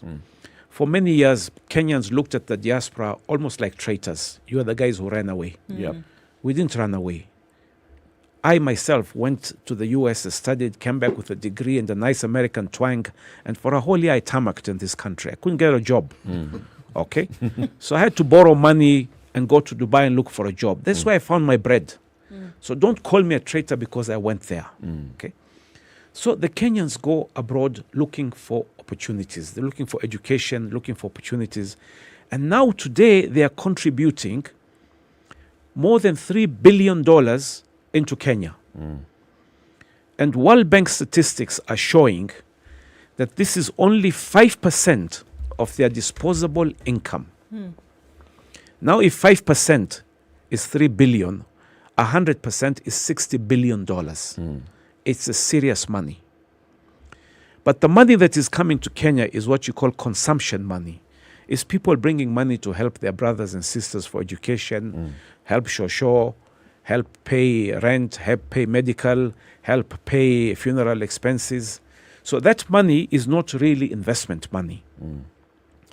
Now the question is, the remaining 95% that is staying in the US and in Europe and in the Middle East, what are our Kenyans doing with it? They're depositing it in banks there, earning 0.5%. Yet Kenya is borrowing at the international market at 6.85%. Now, back in the 90s, the Indians realized this. And they created a program called the NRI, Non-Resident Indian Program, which encouraged Indians to invest back in India. Because the Indians were getting 0.5%, just like Kenyans are getting 0.5%, yet India was borrowing at 9%. So they started encouraging Indians to come and invest in India, and they changed their laws to encourage people abroad to invest, and that's what happened. And it is the diaspora money that fueled the economic boom of India back in the 90s. Now I'm pushing for the same thing, okay? Because I believe we can bring Kenyan money back into Kenya. But where is the problem? The problem is that the number one requirement of any Kenyan working abroad or living abroad is to buy a house in Kenya or to buy a plot so that when he comes back, he can build his house. For himself, yes. For himself. Yes, yes. I've worked so many years there, watching the Jijenge, and at least Nakuru money, I've got something. Okay. What has gone wrong? 70% of Kenyans who have invested in Kenya are unhappy with their investments. Why? They got conned. And they got conned by their own brothers and sisters and mothers and fathers. And sometimes they were not even really conned. You depend on your father to go and buy something for you. Mzee doesn't understand. Yeah, your views are different. Okay? Yeah, he doesn't. Not only that, you know, Kenya today, we've got so many con men. So poor Mzee goes to buy a plot that he thinks is a genuine plot. Kijana narudi from the US, he finds that plot doesn't belong to him anymore. 3 title deeds have been issued. So we need to create a mechanism that will encourage Kenyans to reach out and invest in Kenya. That's why I'm setting up the Diaspora Bank. And we're going to set it up before the elections. Suleiman, can this operate on its own? Because even as you're saying this, what needs to happen is that a certain amount of confidence in the way in which the economy domiciled here is operating, in order to give anybody who is outside, then, you know, again, that for that push to say, let me join back there. But if things are in a shambles, the likelihood of anybody with their hard-earned savings or their hard-earned earnings are going to put it in here is very low. So wouldn't, even as we're saying, set up this diaspora, mechanism, doesn't that then insist that the economy here in Kenya is thriving? Because you will ask yourself the question, all right, so I'm going to go invest there. What are the guarantees that, it's going to be a good decision? Isn't it then something that must be worked on from inside before you can then guarantee that those who are outside will buffer the system? Correct. But you see, perfection is not achieved overnight. Okay? And look at the Kenyan today living in Baltimore. And he has his $30,000 deposited in Citibank, Baltimore, and he's earning 0.5% interest rate. Why can't that Kenya invest in a Kenyan bond that will pay him 5%, guaranteed by the government of Kenya? Kenya has never defaulted on any of its bonds. The reason that Kenyan is not investing here is because he doesn't even know that it exists. Number one. Number two, he doesn't know how to buy it. Number three, when he wants to buy a house through a formal structure and he goes to the bank gives him all sorts of complications. Oh, you don't live here, we don't have your salary transfer, all sorts, they create complications instead of creating solutions. Including my bank, by the way, Gulf Bank. And I'm fed up with these guys. It's the same thing. Yeah, all the banks are like that, unfortunately. Is it that there's something in our legislation that doesn't allow them this latitude that is necessary to open up business and to open up instruments that will enable the economy to grow? Or is it just a mindset that our banks have because banks are privileged? Yes, they are the ones who, the very thing you're discussing, they are the ones who actually lend the government. Yes.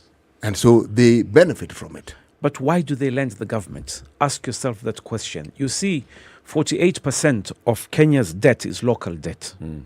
So banks have become lazy. Why do I take a risk lending Eric money and he might default when I can lend it to Kenya government and earn 12%, zero risk? Consequently, rather than going out and lending it to the commercial space and supporting small businesses, they would prefer to take deposits from you, pay you 4-5%, and then lend it to the government at 12% and sit pretty. And if you look at the balance sheets today of most banks, most of them are not doing commercial business. Most of the money is going into government paper. This is why you find every time you meet with business people, they are complaining that the cost of borrowing is too high.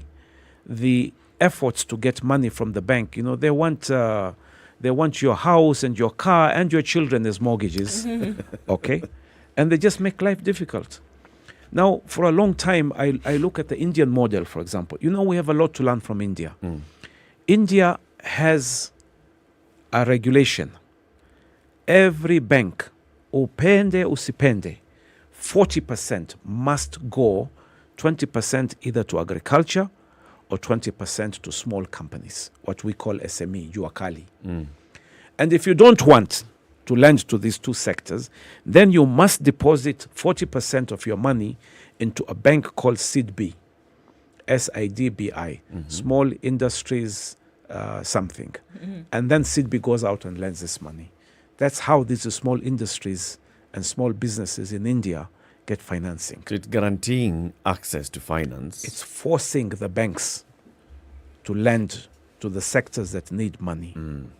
Let's take a break. We continue this conversation. Suleiman Shabal, investment banker, politician, and one who is very close to the Azimio presidential campaign, is with us in the studio this morning. We are talking about Kenya's largest foreign exchange earner, Kenyans in the diaspora. In 2021, they sent back home 422 billion shillings, according to the central bank. And we are looking at, that's a lot of money. It was a 20% jump from what they had sent in 2020. So it means that this is what you call a growing what?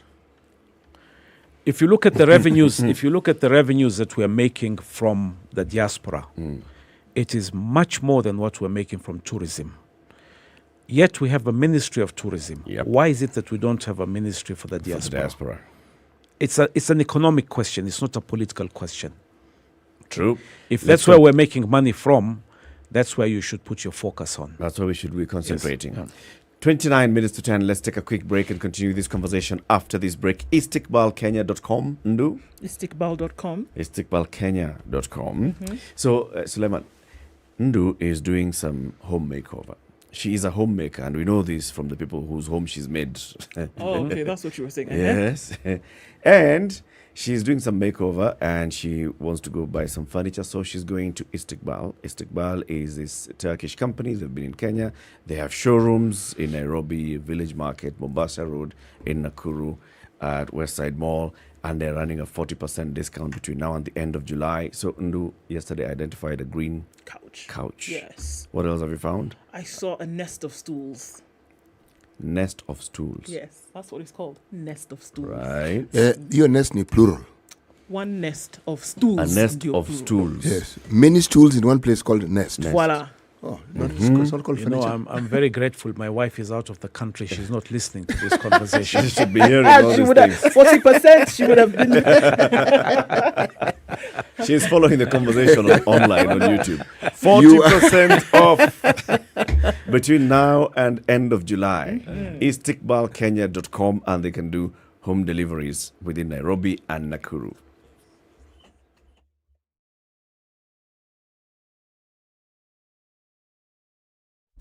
Classic soul, R&B, smooth jazz, neo soul, and nostalgic ballads. Make some noise. You're listening to Spice FM.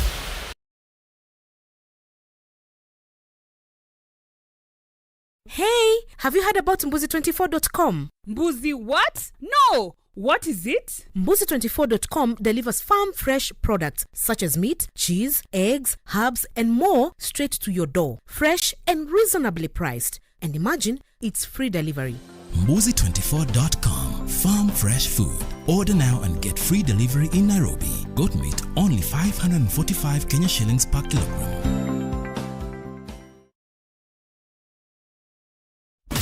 Classic soul, R&B, smooth jazz, neo soul, and nostalgic ballads. Make some noise. You're listening to Spice FM.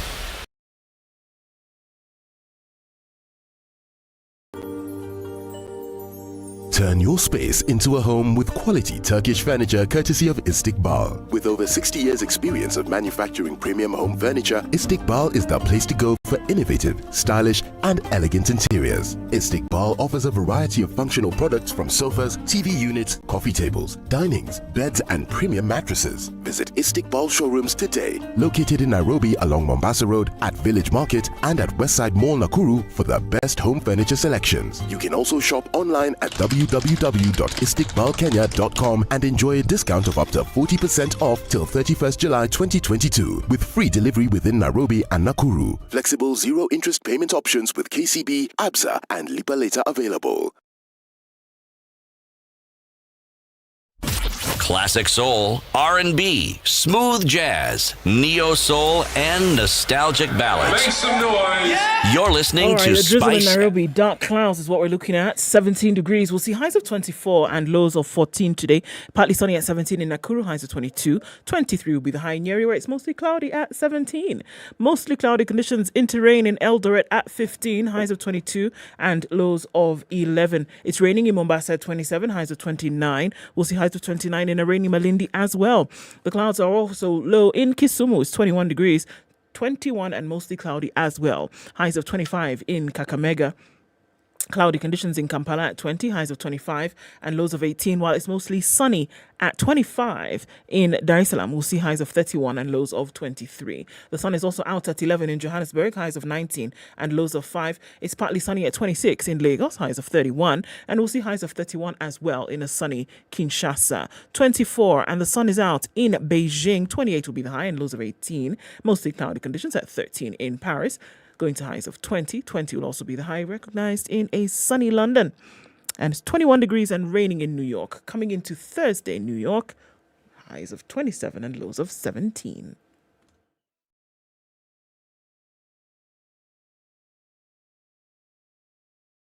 Are you ready? Okay. Spice FM. For the most part, looking much better. Langata Road, that traffic is easing off. And also on Jogo Road as well, which were trouble spots this morning. Uhuru Highway is still pretty busy. And as the rain is coming down, it looks like it's going to clog up just a little bit. But the Thika Super Highway looking really good. It's also looking much better on Kiambu Road. Time says we're out of traffic hour. The weather might deem different in a short while. Juja Road in and outbound traffic is still pretty heavy at this point in time. So let's keep an eye on things through the morning. Help us out. SpiceFM KE. On Twitter, text 40127.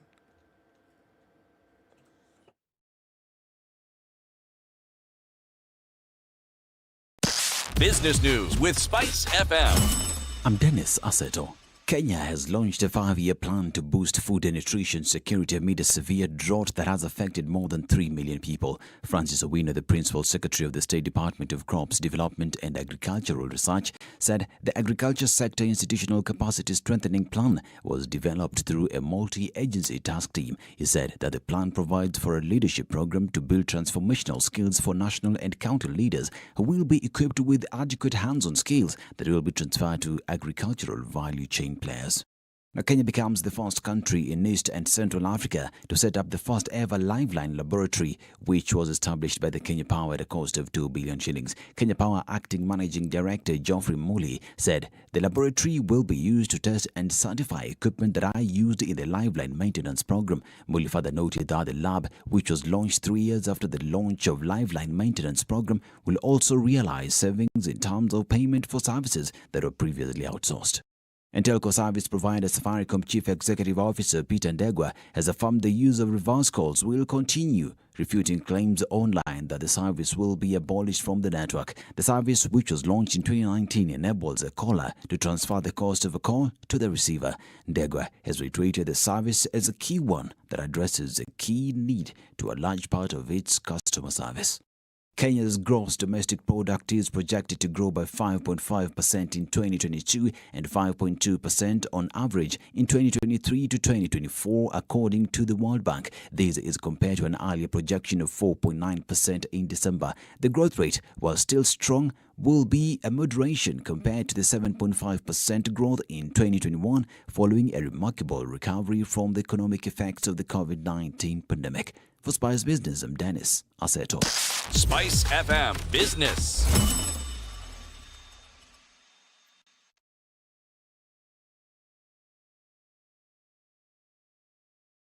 Mature, intelligent talk every morning. Spice up yourself. All right, 21 minutes to 10. The conversation continues. Eric Latiff, CT, Muga, Okoh, Suleiman Shabal in the studio city. You know, as we're talking, and I grew up in Mombasa, so I am not neutral in this matter. Okay. Not really. You're biased? I'm absolutely biased. Okay. Because when I follow the happenings in Mombasa, I follow them with an eye of somebody who has a stake in it. Now, what it reminded me of was something that happened in the year 2000 in the US. It was a political competition for the presidential seat between someone called Al Gore, who had been Clinton's deputy, vice, and George Bush Jr. And the determining factor was a small, well, not a small, but the matter was small, but the state of Florida, where George Bush's brother, Jeb, was the governor. Was governor. The matter even went to the Supreme Court. Controversial decision, 5-4, and it was the Tharakanithi. Yes, exactly. But what I found interesting was the margin of votes. It was a 0.009%. I mean, anyway, and there was a delay in the findings in Florida. But that was just a historical background. What I found interesting was that what then Al Gore went to do. And he was an environmentalist, conceded. His efforts got him a Nobel Prize, which in my mind, you stand out for posterity. You can even forget who the president of America was at a certain point in time, but a Nobel Prize winner is somebody whom the entire planet remembers for the longest possible time. Now, why am I drawing this parallel? Because in my mind I was thinking, someone like Suleiman Shabal, whose credentials were clear and the things that he could do were equally clear. Now, if he steps out of the political arena, directly that is, what other path could he follow that would bring about the desired changes and would change lives? Because this is someone who wanted to change lives. What then can he do to actually bring about change? Now, he actually started mentioning, when he talks about the Diaspora Bank, it's a big thing. It's a positive thing. And it's something that would actually bring about the sort of change that we actually require. Tapping into this market, and I must confess, the first time I had this conversation with you, Shabal, was about 3-4 years ago. And, it was just, this is the largest foreign exchange earner for the country. Are we taking care of it?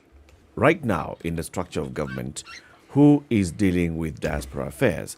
And in your opinion, in the next government, how should diaspora affairs be handled? At the moment, diaspora is a desk in the Ministry of Foreign Affairs. Ministry of Foreign Affairs is not a business-oriented ministry. It should be, but it's not. And when I say it should be, I honestly, firmly believe that every ambassador out there, whichever country you are in, you need to come back every few months or so and bring back potential investors into Kenya. Otherwise, what the hell are you doing in that country? Attending cocktail parties and doing what? Okay.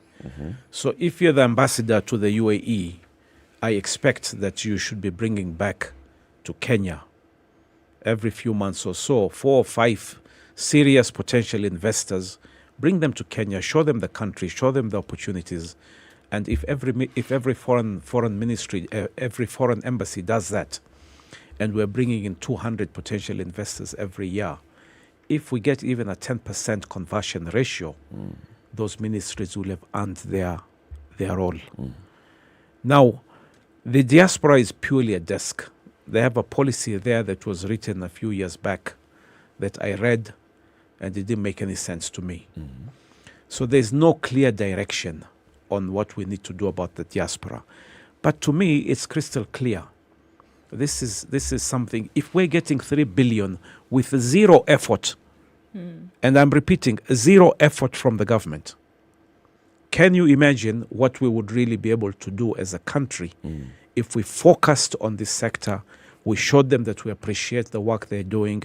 We create the investment opportunities for them and treat them like, appreciate what they're doing. Because Kenyans today, you have a Kenyan working in Houston and he sends every month home $400-500, and they think this guy is rolling in money. This poor guy there is working, three jobs, okay, to send that money back home. And Kenyans at home don't appreciate that, So we need to appreciate what the diaspora is doing and also tap into it and make sure they start investing more in Kenya. And they will not invest because they are patriotic. They will invest because this is their hard-earned money, and they'll be looking for security of their investment and for good returns. There's no patriotism when it comes to money, my friend.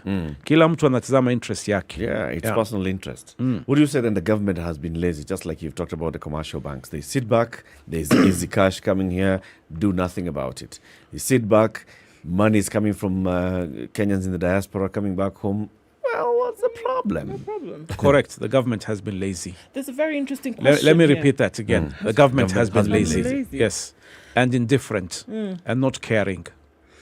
It's interesting. Musembi asks a question here, which is kind of like in line with what we've been talking about in direct front and center. If the diaspora remits more to the exchequer than the Ministry of Tourism, because that's what we're saying essentially, yes. more money every year, $3 billion, then why don't we have a diaspora ministry? I've been asking that for 10 years. That's a very important question. And I raised this with Baba, and he understood immediately what we were. Numbers don't lie. Okay? The growth of diaspora deposits far exceeds the incomes that we're making from tourism. From whatever exports we have in the country. Even from tea and coffee. Coffee, flowers, tourism. But Charles, you raised something very interesting. You were talking about Al Gore and Al Gore's book, An Inconvenient Truth. Okay. I have been going through the same sort of mental turmoil in my mind. Because I didn't run for governor because I wanted to be called His Excellency the Governor. I ran because I had a clear vision of what I wanted to do in Mombasa and the changes that I believed that we could do in Mombasa. And I believe until today that Mombasa can be an engine of economic growth for the country, not just for Mombasa and the coast, for the country, and make a dramatic change. But sometimes politics comes in the way. Okay. And sometimes people are not chosen based on competence. People are chosen due to different other political considerations. I was under a lot of pressure not to run as an independent in Mombasa because Mombasa was already divided. Mombasa was deeply divided between myself and Abdul Samad and the other camps.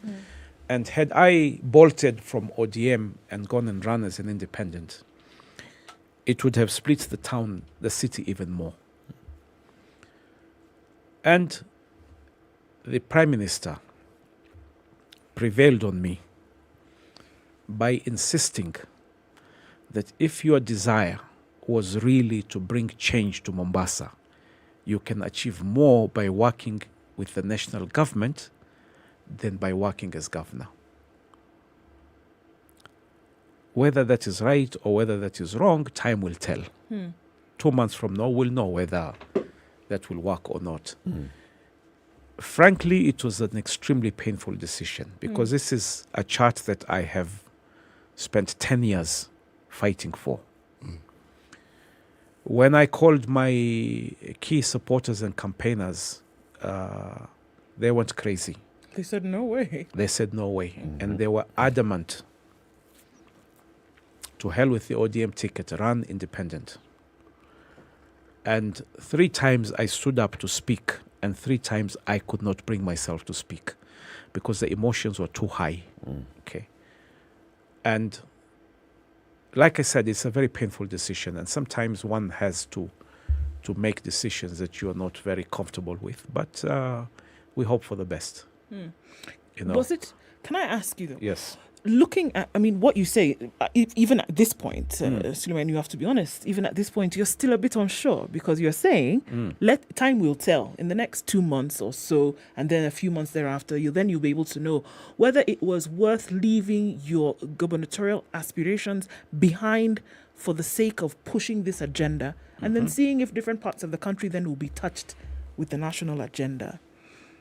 But was it enough, even from where you sit now, without having to wait for 2 months, was it enough to lay those aspirations down for the sake of this national agenda? Was it enough to lay your vision down? You yourself have just said, no, 10 years in the making. I have not laid my vision down.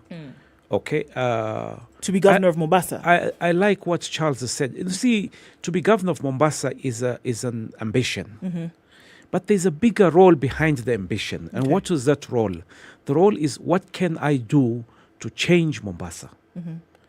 If I can be instrumental in setting up the special economic zones in Mombasa, and in the next 5 years, I managed to bring 500 companies into Mombasa, and assume that each company employs 1,000 people, I will have made a bigger contribution than I could ever have made as governor. Okay. Because ultimately, those young people in Likoni and Jomvu and Mvita and Kisauni, they don't care who the governor is. And it's not important to them. What's important to them is, does he have a job? And does he collect that mshahara every month? Because without that, even his dignity is compromised. Hungry men cannot make informed decisions. Okay? I like the analogy that you brought of Al Gore. I hope I don't end up being the Al Gore of Mombasa, but Al Gore won the Nobel Prize. Yes, okay, Nobel Peace Prize, yes. Nobel Peace Prize. And what he started talking about in 2002 and called it an inconvenient truth about climate change, the whole world has now come to realize how big that issue is. And there is no politician today, and there is no policy today that is made without keeping in mind the challenges that we're facing from the economic climate.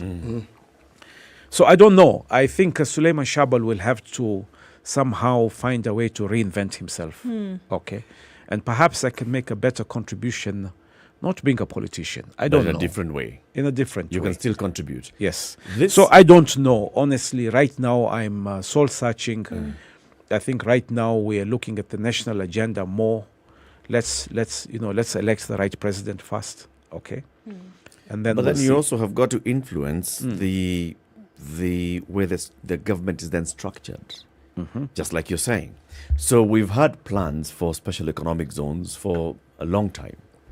Dongo Kundu Special Economic Zone is still plan on paper, and others along the coast and others across the country, still plan on paper. So for us to be able to get to that level where we are attracting these investors, whether local, whether Kenyans in the diaspora, or whether foreign investors, to set up in this, we've got to have that special economic zone working. What structure of government would be required to actualize these things? Number one, Raila is completely 100% sold on the idea of special economic zones. He understands it. He knows that China moved from being a poor country by starting the special economic zone in Shenzhen. That's what changed China. Okay? And all these special economic zones in China started producing, low quality things from material, clothes. But today, these SEZs are producing Samsung phones and Samsung TVs and Apple phones. And Tesla vehicles. And Tesla vehicles, yes. And they've moved up the value chain to the point that the Chinese special economic zones are removing the garment industry and sending it to Bangladesh and to Cambodia and Vietnam. So they've moved up the value chain. The Chinese worker today is earning $1,000 to $2,000. That's the Chinese laborer in the special economic zones. These guys used to earn $100. These jobs have now been sent to Vietnam and Laos and Cambodia and India and So we can start the same way. But we don't have to be a garment manufacturing country forever. Okay. The opportunities that we have with AGOA, we're not even capitalizing on 10% of that. So there is an urgent need to start implementing. Our problem in Kenya has never been a shortage of ideas. Okay. We have incredibly brilliant people in government today. Our problem has always been the will at the top to push and make these things happen. The problem with bureaucracy, incredible bureaucracy. Okay? The problem with corruption. When I have these one-on-one discussions with Raila, this man is determined to change this country. That's why I think we should give him a chance. Several comments coming in from the diaspora. Pat says, please, Shaba, leave those politics. You've got a lot to offer. Diaspora banking is waiting for you. We have a market that's ready for you. And then Dikush says, we in Southeast Asia, I think Dikush gets in touch with us from the Philippines. He says, they've been asking about the e-passport services for the last 4 years. 2 fully-fledged Kenyan embassies in the region, 1 newly opened, yet no services. No words to date. I will ask Kenyan. Yes, it's exactly what you said about our foreign affairs and our ministries. We need to change the way government operates. We need to be more entrepreneurial. Okay, many countries, if they cannot afford to have an embassy, will appoint an honorary consul. Somebody credible, somebody with reputation. Now, in the U.S. today, you find that we have an embassy in D.C. and a consulate in L.A. and a consulate. I ask myself a question.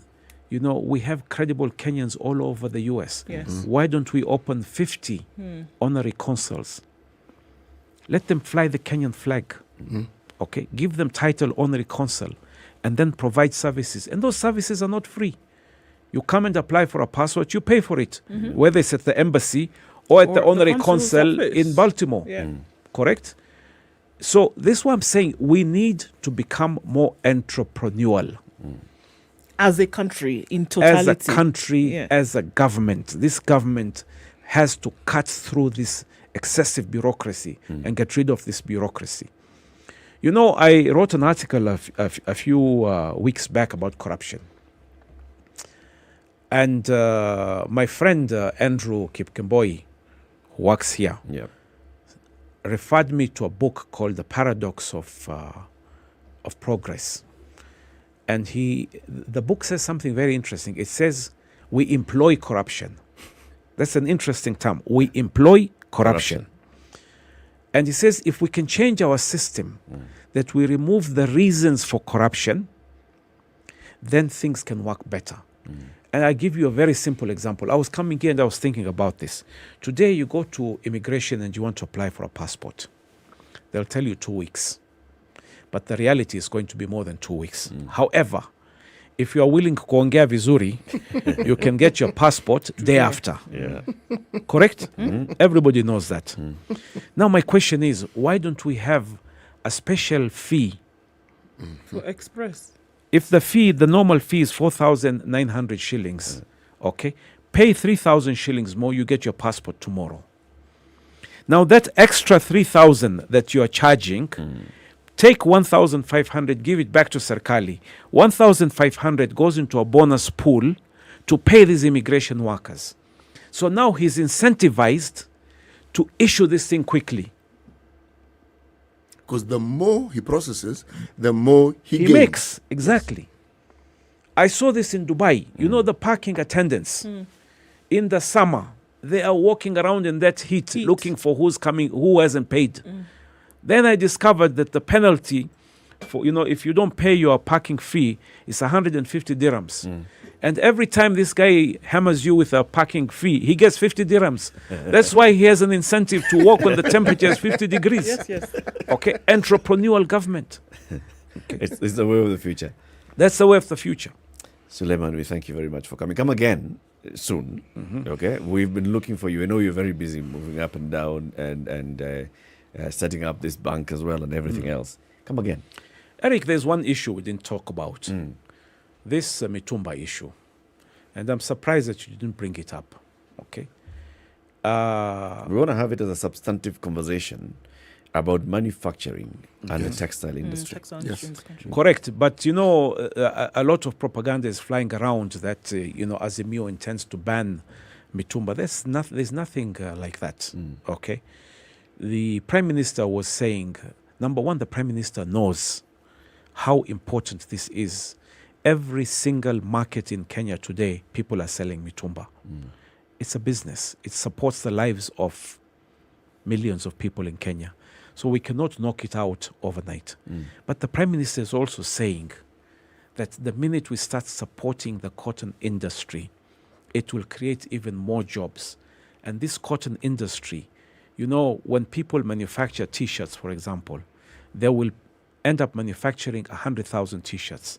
The order is for 75,000.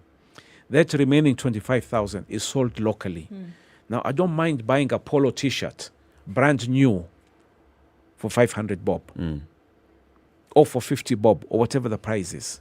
So he's saying that the creation of a cotton industry is not only benefiting the farmers, it will create jobs and all that. And that will help even the Mitumba sellers. So this is a story that, you know, Simeo wants to ban Mitumba is rubbish. Many of us are wearing Mitumba. My daughters, many times I see them wearing some very fancy clothes. Umepata wapi? Umepata toys market. You know? So Mitumba today is being used by everybody in Kenya. That's true. Not just the sellers, but even, I'm sure if we go out here in this standard room and ask them, ulipata wapi? They will not tell you in the Illinois toys market. Okay? But it came from there. And there's nothing wrong with that. That's true. Okay. Suleiman, thank you very much for joining us. Pleasure. It's always a pleasure coming here. This is the most challenging interview panel in Kenya. You guys are very well informed. And as you can see, Charles today, very philosophical. Thank you very much for tuning in today. It's 10:01. Join us again tomorrow morning. We'll be here from 6 a.m. to 10 a.m. Dennis with the news. There may be changes in the department. And elders from the Samburu and Pokot communities as well as the Moran have convened a meeting to preach peace among the communities. PeaceNet Chief Executive Officer Kubai Kahara says the communities held a joint meeting and agreed that they would not hide criminals. Samburu Deputy Commissioner Titus Omanyi said that the fight against cattle rustling will be enhanced considering it has contributed to conflicts, especially in pastoralist communities. It should be noted that the government has launched a crackdown on criminals in West Pokot, Maringo and Elgeyo Marakwet counties and imposed a curfew between 6 p.m. and 6 a.m. Commander Kenya Air Force Major General